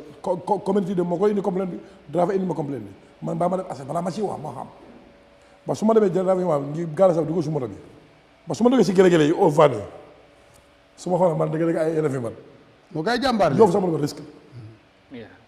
so the fact is mooy pour la dëgg-dëgg formation am suñ ko defut dunda ñu mën nañ koo wax bal dëgg-dëgg bal cost risk analysis bu fa nekk mu ëpp sa unemployment bi ko moto xam nga moto ku ko jël moto $400,000 nga yaakaar si $10 $5 ba at nga ko war a am nga pare ñun soo paree soo ko fayee ba pare you expect to have profit moo tax nga invest in business but tey the current situation environment we have it in this country da nga fi naan ba moto moo mën a serve over 5 years mu nekk ci Gambia fii is the concentration ko mun ñaa mu ngi wax xam nga ba léegi man the responsibility still dama ci am problème parce que man réew bi nga xamante ni yaa ngi ñëw màggal 60 years of independence this minor living every other nawet is the same old story niki ni daaw fii la Umar toog ñu waxtaane the same problem ak Bundung highway ak beneen area ren ñu ngi wax Costa Road ak yeneen yi moo wax ni léegi role in central government is paramount loolu kenn laam-laamew nguur gi dafa somba yu bari kan xamul bii kañ lay pare bii kañ la waaye local government ñoom seen kenn gisul sax luñ start ok KMC ñu ne ñaata kilomètres 300 million but for 5 good years lañ ko def loolu tamit kañ lay pare ak naka la ba before then so naka la Gambien si war a dundee ak lii luñ gis waaw yow KMC mënoon nañ ko def xoolal ku dem si council bi bu yàggul am sa own account ñu la fay dugal responsible the whole market of KMC moo tax du ma dee bëgg ku ma dee tudd council si foo ñu tudda leen de parce que ñooñu li ñu waroon a def defuñ ko waaw léegi ñooñu li ñoo am si xaalis ndekete yow mënoon na defar ba dimbale lu government central government waroon def ñu def waaw léegi nag government bu xamee loolu daf leen war a bàyyi bët de surtout lu xew right now nii ñi ngay continuer am na council yu nga xam ne yu ees leen am na ñu nga xam ne ñu fa newoon ñoo fa dellu waaye doy na jot na government bàyyiloo xel ñooñu seen bët ba pare ñim appoyé ñu war na ne ñoo doon def njuuj njaaj foofu daf leen war a génne indi ñu set parce que CEO yi ak finance yi directeur yi nangam ñoo gën a lëjëbe affaire yi den sax di chairman and mayors donte le dinañ si laal ñoom waaye ñooñu na government ut ñu set yóbbu leen fa ñu bàyyi xel kansule xaalis bu ñuy am ñu defal ko nit ñi lañ ko war a defalee parce que waxoon na 60% de ba 1% demul si nit ñi gis nga mbedde Moussa mu ne ma koo génne mbedde bu tilim boobu noonu ñu doon génne boobu démba Abdoulaye Cissé ak groupe Olyundum Red Cross ak Olyundum lifin si xoolal li ak Brikama area kan ñoo leen abal moto yi ñu seen moto yi ne xoolal mbalit bi fii nit di fi toog di jaay ba pare nangu ñoo jóg pour ñu bale fii ma leen man damaa dem munu yow yaa war a bale fii mu ngi tilim nga faa jaay sa jën bi bu fa rotee nga raxas ko nga jëlaat teg ma ñëw jënd Amadou Jabaram Omar dem jënd ñi lekk yow jogaloo ma faxasal kaay ma génnee li nga toog nga bañ ma ne leen oo leen police opération ñu ñëw génne ñi fii mun a set oo man nit ñi dem ñi bi parce que lii correctul Amadou te bokkut ak bii sax mooy beneen mbedd bi léegi xoolal mbalit bi boo gisee mbedd bi nga mu ngi tilim poto baa ngi tilim ba lii mbalit moom onni neen ko démba fii li ma bëgg a wax nii fii fu ñoo mbalit ñi di ñoo fa lay toog den pousse nit ñi ñi toog ak jën ak sobleeg lu ne leen fa saam laa la wax nii Moussa indi war président Omar moo fa am telling you oto bu fu mu taxaw noonu oto mbalit fu mu taxaw noonu waaw dana ko indi léegi démba loolu leen jël ak Red Cross Olyundum Abdoulaye Cissé ak groupe am bi humanitarian Gambia Action waaw fii den jóg ñu ñëw fii gars yi den jóg ñu yow bii moom moo tane sax ñu am na bi ñu fi wane kay Brikama moo gën a ba pare ñu bëri nag mu ñëw jóg xoolal oto bi dafa aléer ngay pousse sa taabal te yow man ba pare jóg si kaw poto ba ak dee nga emale pour ñu baleel la ko sax daam nga lu ñu mujjee bu ko di chief nu mu traduit sax chief Olyundum empty saako yi moo ko fa def téeméeri saako la joxe Abdoulaye Cissé moom dafaa dem jënd trip dem ba singul la jënd loolu leen sol ko ba pare teg ko si pour xale si mbedd bi moo jógee ci Trust Bank bi dem direct Olyundum open and level. Okay, now my point here is gis na lii waaw already is a challenge for all of us am I right so taw bi mu ngi la mooy plan I think now lii du ren rek moo tax I think now starting from us as a community members because we nominated we have councillors we have a MPs we have a council we have another government we have a role as a community and how much you need to unite because that's why that's the purpose is the purpose of we have VDC to know what is your constituent challenge village development committee but Gambia da ngay rebe tas soo waaye fi wax fi non ñu ne ñoom ñoo fa dajee démb ñoom waaw xam nga daje léegi gis na problème pare te gis na xam nga ñu fi dajee mënuñ sol problème bi déedéet council bi number one su passé noo mën a def council boobu mu ebal na ay moto démb de waaye number one mu war a concrete fii moo tax ma ne taw bi jeexee moo tax ma ne léegi xale school yi fii la ñoo jaar am moo tax ma ne léegi after seeing this we all have responsibilities as a Gambian am I right so now su bii passé man community member man VDC man councilor man MP man lan mooy suma rôle ku nekk man amal su defoo na amal yàlla du ñu work so il faut ñu put our authority on accountable il faut ñu teg la ne li ngeen li ngeen war a def ne ko def because you cannot pay your tax end of the day nga bëgg a dëkk si lii this is not even kuy jaay fii moom war doon a fay juuti waaye ñu ngi fay bañ la lu fi jaay daf koy fajoo sax. poto bi boo duggee si boo duggee si biir poto bi sax di nga fay. lu ko jaay daf koy fajoo. waaw. bañ a fay. ku ko jënd lekk bi yow da koy fajoo. waaye si marché yi nii lañ mel di prési. kon moo tax féeruñ. bii moom daa amoon man am nga problème man dugg naa si biir marché Omar dugg naa si biir marché bi but moo gën a clean mbedd bi. waaw because nit ñi nekkuñ fa. parce que nit ñi den daw ñëw fii. waaw buñ fa nekkoon moo mbedd boobu leen war fa alaaw yi nga xamante ni foofu la ñoo jaayee alaaw nit toog non pour nga dugg sax c'est problème. te xoolal de saako yi ma ne leen bu subaa. waaw fii ngay fekk gars yi lal seen njaay. pour police yi ñoo fa taxaw is na fa leen doon lal man bu maa xëy si nii police yaa ngi taxaw pour bu génn lal si koo saako yi pour xale yi school yi mun a romba bu what is the problème bu yoon bu waaye yoon na balaa nga ko ayee nga defar ko boo ko ayewut mënoo boo ko defar mënoo ko tey soo gisee tey ñi mun a dem ne bu kenn egg si koo saako yi dafa am ñuy xëy dem def ay saako te pareegut te xam nga ne téeméeri saako si Johnson bi noonu si Trust Bank ba si Olindum School ëpp na téeméeri saako ba ci chief bi 100 and something bag loolu la mun a joxe loolu la joxe foofu la ñoo sel ay suuf pour xale yi ak liis mun a am fu ba du xale yi rek parce que soo gisee vidéo yi fi mag ñi foofu la ñoo jaar soo ba pare lu si gën a daw yaram mooy ne foofu la ñoo jaayee jën yu ñuy dem toggali carotte bu ñuy dem toggali even salade bi in yooyu noonu yeneen ak yeneen yu saf-safal yëpp foofu la foofu la ñu ko jëlee waaw monsieur Diagne mu ngi laa déglu Moustapha bu dee jigéen bu sant Diagne wala Fall bu rotee rek dañoo jël nii la ñoo jël rek tegaat si taabal yéeme na trop te loolu moo fa nekk it's really so précis ñu ngi ci nawet bi te yoon bi nag moom council bi moo ko war a defar de parce que moo faa fayee ko juuti waaye bu fa deferee ñi muy fayee ko juuti dañoo dugg si marché bi continuer di ko fay ba dafa ñaaw nu men boo demee fu na ni pour ñun highway leen am de parce que mu ngi set wecc boobu te xoolal nu mel waaw boo gisee nga fa na ni ab APS la xam nga moom mooy waa Costarot moom la moo dafa ñaaw léegi président suñu dellusiwaatee ci transport bi moo ñëw lii comme ni ngeen ko waxee nekkul lu bees at bu nekk dañ koy dund ok yaa ngi wax ne léegi lan mooy solution bi lu ñu war a def waaye ndax danañ ko def from the community level down to our local authorities and then you think of central government NRA in particular ñoom seen responsibility at some point drivers yéen seen job ndax doo leen di am concern and you feel like you need to approach them parce que yéen a ngi fay li ngeen war a fay and they are not doing what they have to moo tax société in the National Road Authority Act dafa woon ne war nañu am two private players in their board pour lana pour transparency and accountability bon fortunately man bu ma ñëwee ba tey mënu ma faa nekk I don't know why ñun mënu faa nekk because we remember our previous administration nekkoon na si board bi ba tey dégg nañu benn GTSC ñoo fa nekk ak benn private player parce que lu waa dafa ne two private player but we all know tey the 90% of the government transporters loo jàpp complaint through transport union so we cannot ne waxu ñëw ñaane mu fa ne ba foog na ne waru fa am na su fa am na toog ñu su fa ne we can mën nañoo bring this type of issue because we are receiving complaint from the drivers directly Absolutely. But since 2016, been 100 times, but our letter never responded. And I am Queen Minister. Moja, bufi jase karya. How can some minister? So the problem is, during the stakeholder discussion or the talk shows or binda letter. But so fekene the decision making body ngafanega for mo gonna make impact. Aman right? Because tay man mun na la wax fi ne yoon yo xamne ñu ngi ko yoon yeb challenge la. But challenge di nga am different dimension. Mun na yoon yo xamne mu ngi public askan bi directly xam na. But so fekene we are not able to get that platforms dina jafe pour nga mën a xam nga because soo leen fa nekkee mun naa da ngeen war a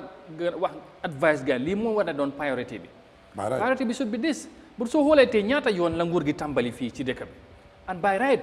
NRA should have advice nguur ne te yoon yi ngeen war a mun a concentrate boo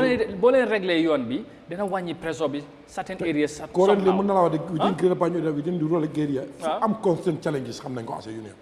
because soon driver ñoo fay dem we will receive the complaint from that. But you are not really engaged in these matters. No, we are doing it. Wow. But yen la wax ndax gaay di leen dele consult engage leen ne ñu ngi def lii ak lii lan ngeen ci xalaat comme ni ko waxee non man musuma consulter mooy fu ma musa consulter mooy ne presence yu dem toog na ñu dem xool fu baaxoo ma ko fi baaxoo but for at the planning point no we are not ever engaged fu nga naa mën a collaboration with government NRA right now mooy ne their road safety aspect and bu ñu def seen benchmarking bi pour their new administration aspect but about the road design, feel that we are, critical partner in the road design. So yon bu ñu tabax mu jël ay at defé let's say joxon nañ duration about 2 years wala less than that mu dem jël ay 3 4 years for example hakalang ba légui paré wut mon ñam sa yoon bi est-ce que hakalang ma tek xéru ñëk bi wala sankalan la non ma tek xéru ñëk bi no hakalang problème man dama bu yoon mo paré gut amul dama di gamé sax la société la dama ci dégg na dañ ko demoon tali cagri di gaay di ko bub di yóbbu seen kër yi ñoom tamit tali bu ñëw buub Amadou correct te ñun loolu dañ ko bari le tali doo mun a dem di bale xeer yi tali dafa war a standard correct waaye tali bu nga xam ne su paree tali xeer yi oto yi ñoo ko war a def mu mokk kay ma la tali bi ñu ko dee stock ñu ko dee design il faut loolu am because déedéet non Omar lu tax tali bi defuñ ko non dama bañ a ko tali bii niñ ko def leen war a def every tali bu ñëw tali déglu ko mu laal den yow nga react waaye tali sotti diw jël cagri sotti si pare oto yi dëral la ko pour la tendral mu ngi am aga so contract di nga contract di nga am type of tali you want ok tali bii laa bëgg comme lu nekk ba di xale loolu laa bëgg bii laa bëgg ba tali bu ngay want ma loolu contract boobu nga joxe soo joxe contract boobu dafay sotti diw bi mu jël cagri 0.3 su ko sottee di force xeer yi ñu nekk so ñoo dee téye diw bi ba ñu tali ko moo tax ko dee poussé waaw liggéey kay yoon duñ dee liggéey yoon moo ñam defa dégg ko ma de nan la liggéey tali bi oto bu fa paan boo ko jaagee xeer woo bënn na waaye lim la wax nii yoon yi ni ñu ko dee defaree dafa utee non bañu ma de xëy na contrat ko ñun suñ tali cagri suñ gars yi ñoo ko buggee noonu loolu lañ joxe contrat loolu baaxul nag waaw moo tax waa dëkk boobu luñ tiba loolu su ko tiba dafay yàqu foofu rek bu ñu tiba ñu defal sa bopp bu nekk mu am njëriñ loolu moo wartu na am nag ba contrat boobu soo ko loolu nga joxee rek loolu moo warta am Omar so léegi Omar yoon bu mel ni yoon di Costa Road bi xam naa loolu dafay neex ñang léegi lii comme lu ñu yàgga di dund la comme yow léegi lan mooy solution bi as a driver as a transport expert ci yu mel nii and it's not Costa Road to be honest wax nga ko yoon yi bari na lu mel nii ci nawet so we are in 7 octobre mu ngay ñëw start fii ba novembre mais bi dinañ nekk ci jafe-jafe so by December mais bi xalaat bi mooy lan la ñu war a mun a def pour mun a remédier problème bi but loolu daanaka doo ko dee gis for me right now what is my point of view is gis nañ problème si am na NRA su nawet doon commencé gis naa sa MD with the team dañ doo wër ndox bi fu mu doon pénétrer di yàq gis naa vidéo ba foog naa ne right now also you need to go back again do the assessment xam na ne yàqu-yàqu fan la nekk su nga amee da assessment ñu am plan it's not about the joy it's about the maintenance now because li maintenance ba the most important parce que tal bi du mel Costa Road su nga ko defaree tey defuñ ba drainage dina yàquwaat because ndox moo il faut mu ñëw amaana rek because tey na jël exemple kuy sampa sa kër tey di nga sampa ndox du fa taxaw absolument fu mu jëm ci këri jàmbur wala si kaw tamit si yoon bi la jëm soo yoon bi nag ndox ak cagri ak tali mënut a dégg ifin soo fekkee da nga def basal si kaw ndox muy toog si yàggee mu toj automatique moo tax da nga gis ne ifin some most of the areas ifin faro du fa def basal because always mu ngi tooy waaw so right now loolu loo war a def mooy government lu war a focus mooy di ndox il faut mu dem waaw loolu bokkoon na waaw mu dem ndox il faut mu dem because ndox bi su taxawee rek il gën a créer taxawaay ndox boobu pour déggal sa wax bi there was a time bu ñu doon discuss about this ki nga xamante ne moo nekkoon ci Clear Road bi naka sax jógee na maane tel waxoon na ma ko bu yàgg mu ne bokk na ci li tax pax yi di teel a yoon yi di teel a am pax mooy parce que nit ñi dañ doon ñëw time boobu toog ci boori yoon bi su fekkee nag ndox bi taw na ndox bi war na nekk ci pegg yoon léegi nit ñi toog nañ fa teg nañ seen bagage obviously non dañ koy pousse waaw dafa dem ci kaw tali bi waaye léegi nag bu fa demee mu toog soo loolu moom non dafa yomba maa ne su ma la ñaam loolu dafa yomba ma ne bokkoon na ci li nit yi toog si biir ndox waaw ndox moo amul fu mu jëm waaw of course waaw ndox moo amul fu mu jëm waaw loolu tam am na ndox moo amul fu mu jëm de ndox waru faa taxaw sax foo sat fu nga waru faa taxaw ci kaw tali sooy tàmba tali xam nga ne yooyu building tali residential areas drainage système bi moom problème bi soo amul nag tali boo defar mu yaaw ifin baati xar yooyu lu ñu may saas mooy tali bi si kaw bundum fii initially loolu bokkoon na ci plan bi waaye dem nañ ba si kanam ñu xala sa ceeñ yeneen area benn saar bi rek moo am te benn boobu beneen saar bi nag boobu moom dañ foofu du taw exemple la beneen saar ñoo du am taw léegi su nga am tan doo fu ñu jëm c'est un problème xam nga nan dee benn yoon ñu ne pare ko waaw nan dee benn yoon ñu ne pare ko ni ñu ko defaree tali bi su ko war a defaree tamit lu war a kii attitude mooy te su ko defaree bu ñu defal tali ngir tali bi rek ne wala bu nekk mu expand long period moo gën su ñun because this is our money loolu de bu ñu ko bëgg a defar tali costal ñu bàyyi càkkri de def tan 10 years defar lu passé correct 10 years bu gaara tali costal bu nga defee yaagut non yaagut yaaw kañ la yëpp la from Tabakoto op te costal yëpp a yaaw non boobu itam càkkri la woon soo balaa ñu paree bii soo suñ paree ci lii suñ tuxee si beneen balaa ba tam bii tamit yaaxu na ñu xanaa ñu dañu dëgg dafa tali bi kañ xam naa ne dinañ ko defar moom bu ndox bi jeexee na luñ cee dugal comme parce que xaalis bi nga wax ne loolu la ñoo dugal si tey ndax xaalis boobu yëpp mu ngi cee dem moo tax man de jaaxal na ma ne amul moo tax ma ne la su ñoo dee ñu dee benn yoon nañ fere benn yoon mu bax benn yoon waaye fii mu gën de problème bi mooy président dañoo wax ne loolu one second let's go to Tonjis Town tali Serekunda fa la jógee ba bële ji what is the plan de ñu ne ko balaa ñuy juddu mën naa yow tali boobu ñoo xam nañ ndox bi fu lay jaar waaw tali defar nañ ko defar ba bële ji lan mooy plan bi ndox boobu fu jógee Serekunda fa la war a jëm amuñ ci plan so you can sustain that road you cannot moo tali bi pax la ne moo tax léegi su taw yi ñëwee nit yi seen moto dina yàqu dinañ ñaata alal moo fa yàqu man gis naa paa bu fa soxla si pax man kenn maa ko gis sama bot tey léegi soo nekkee bañu su tawee tuwoo ko ñu ne ko sori kenn du ko laal soo naaw soo fekkee tey man laay exemple may jógee Banjul ñaata ñu mën laa lay indi ñëw Tabakoto su tawee du ma la man yow dematuma Tabakoto nii lay jàpp soo ñooñu di ñëw nekk Banjul damay ne jógee Banjul jaar baati xel jëm ba Brikama ñu ne ñu ngi toog encore suñu kër so that is economic loss moo tax the NRA as part of road maintenance or road infrastructure aspect war nañoo mën a am particular vision on that subject matter mooy ne tali boobu su tawee war na mën a block the free movement of the people and goods within that environment. And that has to do with quality. Feel that okay, maybe they are learning. Come you learning. I'm just giving an example. So I see your yes. For example, the Bundung Highway, so they make canifing, them Joshua Nala, you're the ak Burfoot. Quality yoyu. Bo fa jaaré yow est-ce que do gis difference bi ak no I don't see any difference. Ak maybe you nek bi di lo fal est-ce que do why am I doing OIC we ñep tay moy the big infrastructure in the road but still dynasty is there. Xana ma ñoo ci tat phase bi second phase. Ba luma gis ci sax non highway bi mom des na. Waye so démé Burfoot bi dem amna but some way dafa tuuti. And secondly L lañoo def L mooy xóotal benn bi def L nii. non kaay ma la bu di drainage ndox bu ne stal bi na bu fay dem nga drainage dafa utee gota waaw dafa utee gota yi boobu nag mooy yóbbu ndox Burfoot mooy doo bu dal si kaw tal bi waaw mu wàcc si suuf mu wàcc si fa waaw bu jógee si biir dafa ñëw ba faaram yooni ndox waaw dafa war a connect ak drainage system loolu mooy mën a sosteno tali bi du jël ndox donc bu jëlee si biir dafa war ñu ko si côté bi mu dem bu ko romb rek lay ñëw def moo tax because right now bu tawee nga taw bu la fekkee Westfield yow nga war a ñëw boori ko Tabakoto wala nga dem Serekunda mooy ok léegi da amul da nga yéem sax yow foo ma jaar gis areski naka la so ñi ñore yoon bi nii sax areski bu ko soo demee si Olindum si bridge bi mun naa la wax ne lu ko frame yëpp ñu ngi fa de gota tëjuñ ko ndox mi woy na léegi nii dafa woy ba green bu si kaw mun nga ko xooy soo plus mbalit yow sa gota matut nit ñu ko tëjal loolu balaa taw bi dina wax naa la ko pour ñu tëj te foofu tuuree kaay la ko gars yi nit ñi def pour ñu tëj da nga ko war a tëj non gota bu àggut non bayu ma nañ ko defal kubéer ax mi waay yow nga ne ndoo bu green ndox demut waaw soo ko tëjee moom mu ne musiba la doyel nga mu green sax nga jekko gis la moo gën su ko tëjee moom yaa ngi ko fatta nag non bu ñu ko tëjoon dafa tey su nga bëggee clean dina ko ma clean ba loo xam ne ndox demut nga clean ko mooy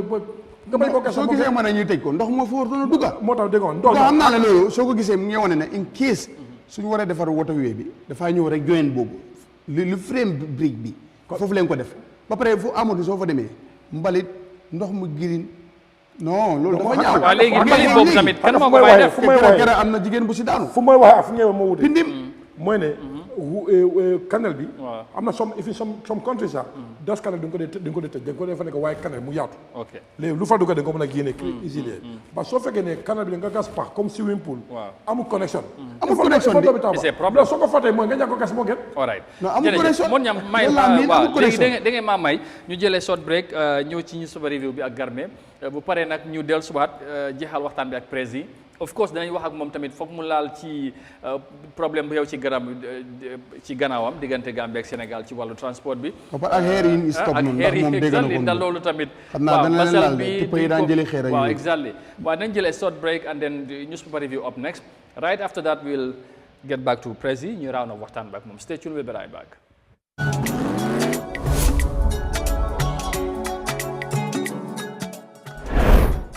bandiraɓe ha joni min non calmina andintinam min gaddani on lawol kesol wiyetengol batum hadim highway ngol lawol ko kilométre ji 22 ngol lawol ngol arde ko wiyete ko double carriage way ɗum rek ngol ari pour ngol webna jekkotiral e nder leydi Gambia ngol lawol wiyetengol batum hadim highway ngol webna jekkotiral e yahdundu e nder leydi Gambia ngol lawol ngol heɓi roundabout ji kessi kananan ko yon accide hakkil pour wani hebde kisal daragol ɗo taxi di rewata no wawi wadde ko wiyete ko traffic jam walla sah adda ko jiɓotiral e dow ngol lawol driveoɓe daratoɓe ɗoɓe fota darade ɓe hen wayna ɓeyde e lawol kanna ko yen daro pour wani hebde kisal e dow ngol lawol enen foof ko yen daro laɓɓina ngol lawol cukkan luwaji ɗi e dow ngol lawol kala faalaɗo yahde ko yahu ƴetta taxi ji doulard nde falɗa yahde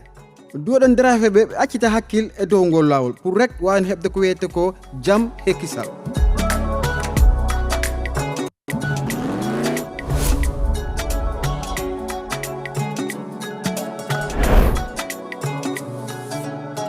Welcome to the future of transportation in the Gambia. The Bertel-Harding Highway, a 22-kilometer double carriageway, is set to revolutionize travel and connectivity in our beloved country. For pedestrians, safety begins at the crossing. Use designated pedestrian crossings marked with patterned lines to ensure visibility and safety. Drivers must stop at these designated pedestrian crossings and give priority to people crossing the road.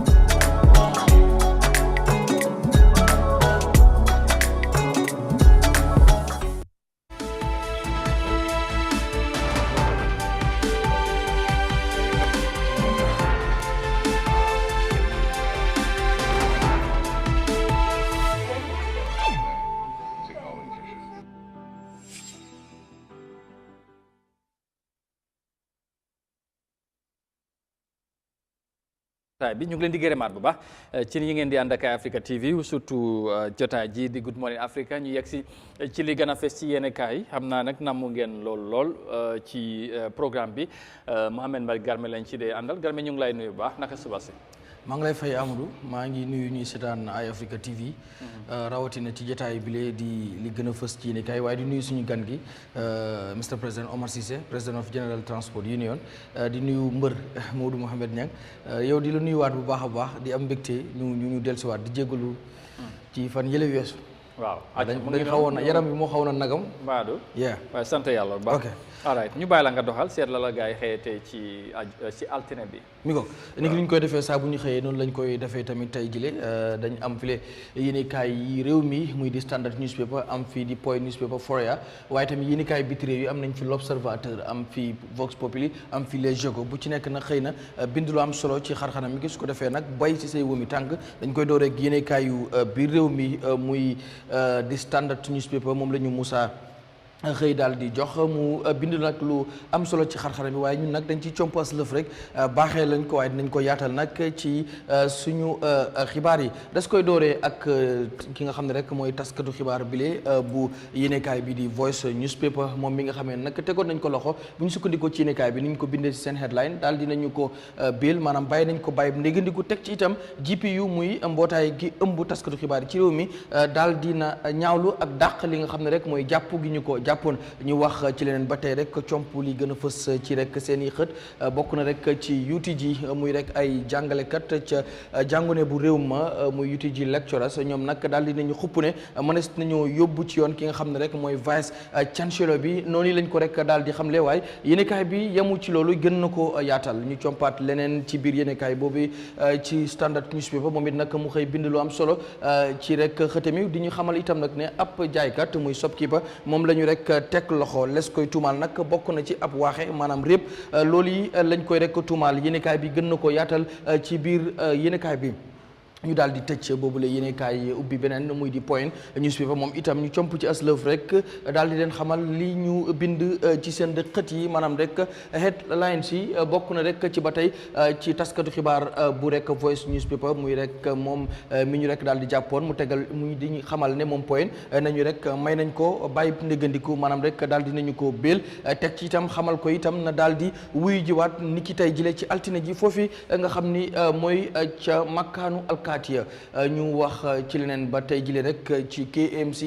ci li nga xam ne ñu ngi luñ ñu tullu jëm ci nguur yu suufe yi ci xët wu njëkk bile di standard newspaper di point newspaper di ñu xamal ne KMC security guard koo xam ne rek wàllum kaaraange la doon yore foofu daal dina nangu ci kanamu ñi nga xam ne rek ñooy luñ ñu kat yi ne daal dina rek jël ab xaalis déposit ko ci personal ak private account bu rek manager ci rek KMC lu toll ci ñetti téeméer ak fukki junni ci kopparu dalasi maanaam 310,000 dalasi yoo xam ne rek daal di nañu ko yóbbu ci sàqub koo xam ne maanaam private manager yi gën nañ cee yaatal waaye ñun dañuy comp aslëf baaxee lañ ko gën ko yaatal ci yeneen xibaaru Eyeafrica ñu wax ci leneen Foria moom it xëy bindu la am solo ci xarxanam gis ko defee rek ñu ëñ ko xool ci aslëf luñ ci rek baaxee askan wi bokk na ci Khalifa Sall moom nag mu daal di addu ci sartaay ndey réew muy daal di xamale rek ne lii di sartaay ndey réew maanaam constitution mooy li nga xam ne moom mooy rek daal di tëgg wala sax wane ku ñu rek doon ci rek ab ma réew maanaam rek li nga xam ne rek moo di constitution mooy rek daal di define li nga xam ne rek moo di ma réew ci rek am réewam moom Khalifa Sall loolu la daal di addu gën koo yaatal ci biir nag yéenekaay boobu di Foria ñu waxaat ci leneen ab ñenn ci ay rek doomu réew mi ñoom nag bokk nañ ci ñi nga xam ne rek mooy ñi nga xam ne ay yaay leen ak itam nag ay tuut tànk ci fi nga xam ne rek mooy ñi ngi jiixi jaaxa rek ne mënees nañoo daal di rek faatu ci ab géej ci biir géej gi ndax nag gisee fu ñu leen waaye nag yéenekaay bi yemul foofu gën na yaatal mbir yi Amadou yéenekaay yu réew mi te moom it xëy na bindu lu am solo ci xarxanam gis ko defee rek ñu comp ci ñoom itam as lëf xool li ci rek daal di gën a fës bokk na rek ci élection yu ñuy dëgmal muy rek legislative election muy tànn néegu député ci réewum Sénégal loolu nag saf na ci sàpp ñuy xamal ki nga xam ne mooy Amadou Ba moom ci boppam tête de liste la maanaam ñu jiitee ab coalition la ki nga xam ne itam nag moo di Moustapha Sy moom itam jug na ànd ak langam gi Barthélémy Dias moom itam daal dina jóg Khalifa Sall ñoom ñëpp ñi ngi ci noonu la ñu ko rek yéenekaay bi l'Observateur daal di rek tëxëñale di ñu ko xamal ñëwaat ak ñun sax ci wàllu làmb di ñu diggalaat ci li nga xam ne rek mooy ci diggante le roi des arènes Modou Lo neex a faral dimanche ak ki nga xam ne mooy Siteu ñuy xam ne rek mbir mi moom daal dina rek xeeñ neex ba noppi ginnaaw seen jàkkaarloo bu njëkk ñu tëj loolu ubbi Vox Populi moom it mu xëy bindu lu am solo dellusiwaat ak ñun sax ci Barthélémy Dias Ousmane Sonko ñëwaat ak ñun ci Amadou Ba di ñu xamal ne Ousmane Sonko moo jiite li nga xam ne mooy seen groupe bi ngir rek taxaw nag daal di jàmmaarloog ñi nga xam ne rek ñoo di kujje gi di wut li nga xam ne nag moo di majorité ci fi nga xam ne rek moo di ci néegu député ya ci Sénégal Amadou Ba taxaw ne ko duma la fi may nga naanee fi ñeex Barthélémy Dias ne dama doon nelaw waaye yeewu na maa ngi taxaw ak yéen te dinañ jàkkaarloo fi nga xam ne rek moo di ci yooyu le ay élection ñu tëj ko ubbi Les Échos moom it mu xëy bindu lu am solo Guy Marius Sagna la ñu dóor yu metti dóor ko ba muy bëgg a dee fi nga xam ne moo di ca Togo dafa demoon foofu moom it di xeexal waa Togo ñi nga xam ne ñoo di ay député jàpp ko agressé ko dóor ko ba mujjee toog ci li nga moo di ci ab pousse-pousse ñu koy nag moo di Macky Sall ak ki nga xam ne nag moo di Moustapha Sy jëmee ci Khalifa Sall ñu ngi wax rek ku ci nekk daal ak sa langue yi nga jéem a xool ni nga yëngalee ba mën a rek daal di xañ li nga xam ne nag moo di pouvoir bi maanaam nguur gi li nga xam ne rek waaw mu ngi noonu am na solo comme incha allah mun ña gaay dégguñ la noppil ci xibaar incha allah waaw moom waaye Guy Marius Sagna waaw moom député la gars yi moom li ñu ko def Togo ñaaw na lool waaw loolu laa ma ne ko waaye ECOWAS foofu moom député la waaye ña doy na waar daal but anyway Garme dana ko gën a yaatal ci xibaar yi daal lu ci des ci time bi dañ ko war a jeexale ak presse yi Garme su ko defee ba ci kanam incha allah waaw ma gërëm suñu gan gi Mr President Mamadou Mohamed Niang dig leen dajee ci xibaar yi incha allah ñu gën a yaatal li nga xam ne mooy ponk yi lii dañ ci compos lëf muy headlines yi ci biir bu leen ñu toppee ci xibaar yi ak jàngat ñu war cee ànd ak kuñ waaw waaye tey la rek waaw mooy tey la ñuy def li nga xam ne mooy ngénte gi waaw démb la judd woon tey ñu ngénte ko samedi ak dimanche benn la ndax waaw yëpp benn la altine ak samedi dimanche yëpp benn waaw dimanche ak altine ndax bis doxul seen diggante bés moom doxul ci diggante bi jaajëf jërëjëf Garmi ci kanam insha allah dina dikkaat ci xibaar yi bu benn waxtu tegalee fanweeri simili dana ñëwaat gën a yaatal waaye faram-fàcce tamit lenn ci xibaar yi nga xamante ne junji na ko léegi ci yéen kaay su ko defee dañuy dellusiwaat si suñ gan bi di président bu Gambia Transport Union Omar Cissé wala bala bu la neexee moom lañ fi dalal ñuy waxtaanee wàllu transport jafe-jafe yi ci nekk mu doon lu yàgg lool waaye it lan mooy indi saafara bi am na lenn luñ ciy wax waaye am na li xew ci diggante bu mu tukki ak léegi ci gannaaw gi bu gën a ñëw waxtaanee mu loolu xalaatam of course dana ci moto yi nga siya bi mu fa nekkee am na foo dem seet seen transport bi lan nga indaale xëj na ci li nga foog ne tey buñ ko wala li nga fa gis nga jàpp ne tey war nañ ko mun a roy wala mu ñu at least mu mun a yokk suñ système bi balaa ñu ñëw ci yenn yi nga xamante ne foofu la ñoo jeexale. Thank you so much Amadou. dëgg-dëgg bu ma demoon suma holidays bi. waaw xam naa si my private time la. waaw but as far as I'm working in transport sector. dem naa def exposure. waaw gis certain dëkk bi because dem naa dëkk yu bari si Africa. gis naa nuñ mel. ñun dëkk-dëkk bi soo si nekkee da nga bëgg a xool ñu la raw. waaw nuñ def. am loo si jàngee benn ñaar waaw. visit naa some office at the Milano. Italy. seen public transport bi. Amsterdam himself ak dem naa Amsterdam seen public transport bi Haarlem Volkswagen. li German tamit dem naa Stuttgart and Frankfurt. di xool seen ni ñoo def seen public transport bi. and also most of the public transport was si côté Barnof bi. dañoo am some similar taxi garage. taxi garage am na Europe de. am na ko am na. Mbadou am na de. am na de. dafa mel ni di formation bi ñoo wala uute. so visit naa ñu xool ñoo def ba dëkk-dëkk. raw nañu trop donc comparison nekkul fa. Yeah, I was going to ask because that. the most important is infrastructure. It's key. So xam nga you cannot promote transportation without infrastructure. So su laakee rek. comme lu ñoo war a problème na ñëw. so those countries. c'est infrastructure there that's why lu ñu bëgg a def mën nañ koo def. gestu nem nga foog ne lii buñ ko defee maybe wala li nga mën a. I think they are expert because lu ma def ni xam na ñoo lu ñu def sax man def ma ko. waaw. Yeah, but I think the most important about it's about the public transport. So we have only one public transport here, that's GTSC. But GTSC operates as an informal sector. Because just now in those countries, public transport don't go prioritize. Even they have special lane for them. ñoom dañuy uti moto yu tali ñoo daw. the same tali la. but they have special lane for them. pour ñoom la. pour ñoom la. because they are working on time. they are working on time. na mun ñang bu demee next. seen boss yi. seen boss yi dañoo am special lane yoo xam ne duñ ko bokk ak kenn. mooy ne amul trafic congestion. sa holiday bi moon ñang yow foo koy defee. da ngay dem. am na maanaam lu ñu wax de. am na number two the mentality. the same mentality comme like discipline aspect dëkk koo tamit gis naa ne su ma la discipline nag people don't think na comme like it's just a found word but then conscious what they have been doing. Each of individual respect the rules of law and traffic rules and regulation and the formats ku nekk respect na ko. All right. So dëgg daal. waaw so ñun we have a long way to go. ñu ngi koy start aguñ. kon jàngee na si lu bëri ndax lobby nga fa wala bilatéral am nga fa. non dama laa laajte rek parce que mun ngaa dem gis fa visite nga gars yi ndax pare nga pour lëkkaloo ak ñoom. Yeah, I think we have an international global organization. Boo xam ne ñi ñëpp dañ si dee tase from different areas. Yeah. So ñun comme like ITF bokk nañ ci African Trust. So in that you try to have bargaining power, work together and so on and so forth. Okay. But this mission is not. This one was private. It's not private. All So right. man maa sob lu rek. waaw dem di seet. All right. Waaw. léegi presse ñu jeexale ndax time bi jeex na mooy bi nga demee daanaka da nga jóg fii rek coow jóg di sa gannaaw diggante Gambie ak Sénégal border bi waaye li ci pour tënk rek li ci gën a am solo mooy nangutu amoon na waxtaan amoon ba déggoon nañ la sax si suñu réew amoon nañ ci lan nga rafetlu ñun tam wax nañ ci ak yow nga rafetlu li ci am ak taxawaay Gambien di def yi buñ ci amoon nga àndoon ak ñoom ci loolu bugg naa rek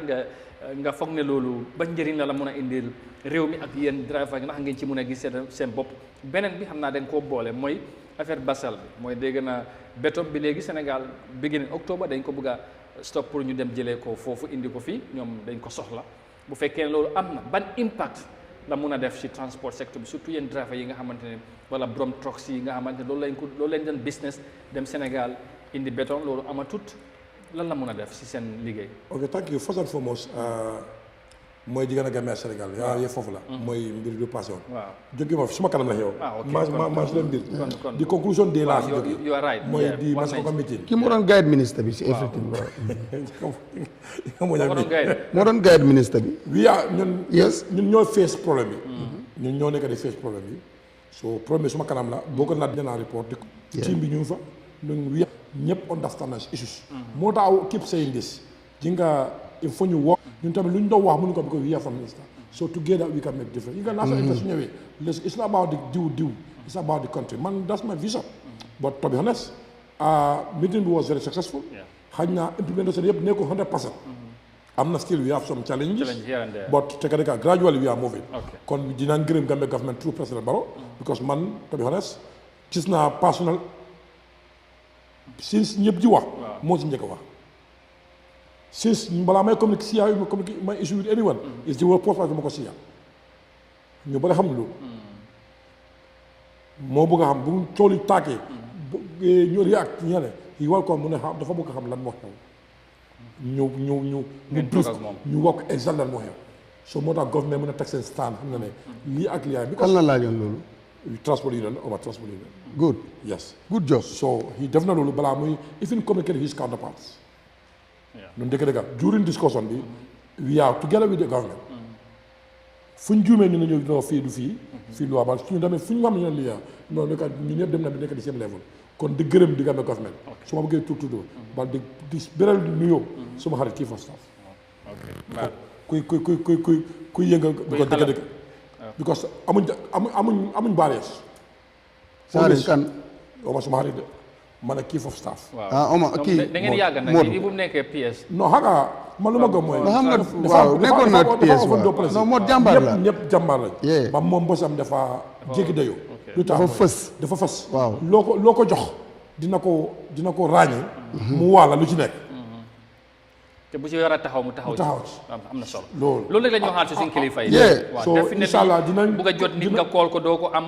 wala nga boo ko gis mu nekk problème wala nga wax ko soo ko senee message mu reply la ma xaama bu mu am yëpp Omar dooguma la ma xaama bu mu am boo ko senee message mu reply boo ko koolee mu uyu la soo ko dama soxla diw dana si taxaw ba diw moomu ñëw ñun loolu leen soxla ku jege président bi ñuy mel noonu Omar loolu dañ koy wax ñun am na du problème dëgg-dëgg waaw he was a minister of transport as a PS amul xëy bu ma def la moom ñëpp xam nañ ko ok xam naa si dara bokk naa moom ba dëgg plateforme nga dal ko ay yoon loolu ceeñu dara suñu relationship bokkuñ dara si loolu mooy xam na liggéey bi moom moo waral loolu ba liggéey moo ñu boole ñun dëgg coono bu ñu am since from here to business anywhere suñ ko consulté rek end of the problème solve na macha allah kon di ko ñaan yàlla te continuer ko si comme ñooñu leen bëgg ñu ne fa nag anuma tout regarding di basal man mbiri basal bi dama si bëgg a dama dégg rumors I don't see any document dégg naa rumors ne dina stop ba bu ma ñëwee within sub distance si sode stand bi ko last week la ñëw def naa si assessment I able to contact some of the companies at Sénégal ñu produce basal but ñu ma waxal ñu ne yéeguñ ko duñ ko déggee la nga ko dégg from the companies waaw ñun fii doon du ministre ko wax fii PS waaw man lu ma dégg ñu ne Sénégal ñu ne di béton bu ñoo produce motu doyul leen balaa ñu ngi ko export outside amul man dama foog ne su capacité di am li ñàkk capacité di am di compagnie yi war a ñàkk capacité pour mun a supply dat enough wala enough yes ba compagnie yu ma jot a waxal xamal nañ ma ne mbir bi dañ ko dégg ko lu ma ko dégg number one. Number two, am na businessman yu ma met fii already am na invoice Sénégal pour ñëw ni béton. Number three, gis naa businessman yu xam Gambia demal na Sénégal pour ut béton di 4 compagnies in Sénégal jox na ko quotation pour ñu supply ko. So mbir bi daal dafa xala jaxaso. But still, we are engaged with the authorities ñoo xam exactly what is going on. All right, so in case man dama foog ne apparently soo fekkee ne di ñàkk capacity moo war a am. waaw compagnie ñoo war a ñoo war a wax loolu. Yes. waaw léegi apparently su ma la déggee mooy as we speak there is maybe there is no cause for alarm but we should be equally very cautious because PS moo wax but then so in case we get to that level apparently ñu feel ne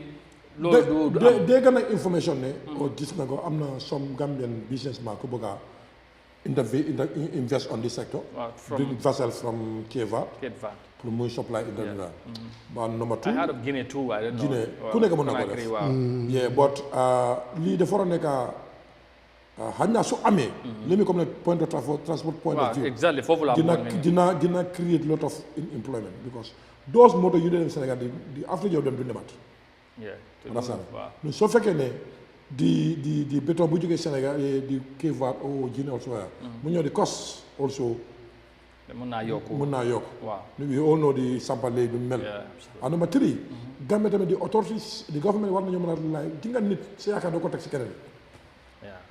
soo ko tegee rek lii mooy mujj kon lii dafa war a nekk alarming point for the government pour ñu think wide learning curve ñu am plans even for example today amuñ béton ñun amuñ béton rek man xawma bi ko ma ci maraîchage bu ko wax dama yow amuñ béton ba man bu ma gom Guinée am béton Guinée bi sax am béton ñun mënu am béton man mun ma ko gom yes mun ma ko gom Sénégal am béton amaguñ ko daal loolu lu ma min Sénégal amuñ bi ko benn environnement la Sénégal am na béton wax na dëgg de Guinée bi sax am na béton Guinée kon amee ñu mënu am béton waaw nañ cek bu baax nañ dem ko wër seet bu baax Sénégal am nañ xeer am na des qualité rek mu am béton ko xonk ak ñuul la rek benn la so government mën nañoo bring investors we can work on that ñu ngi assez you know bargaining point in case of su luy amee mën na ba tey soo fekkee ne béton amul total yi balaa ñu gas suñu picaas yi balaa bi sama étage no problème so war na government war nañoo mën a ni use as a planning point but mbir bi daal ñu ne on the force su ma la on the force su ma la on the force ñun nag ñu ngi séddoo wéeda su demee si compagnie ñooñu teree jaay government Sénégal ñooñu stop ñoom liggéey la soo fekkee ne compagnie jaay nañu government Sénégal stop kon mbir bi di government la du soo fekkee compagnie mënuñu jaay nag kuy sampo kuy defal mënut a jaay xam ne ko mënut a jaay we understand that mu ne la am naa directive from my superior mu ne bu mën a jaay ñu xam ne government moo si boole ba man fo asat naaw dégg naa rumors bi ba mun maa gis exactly what is the causes because before traveling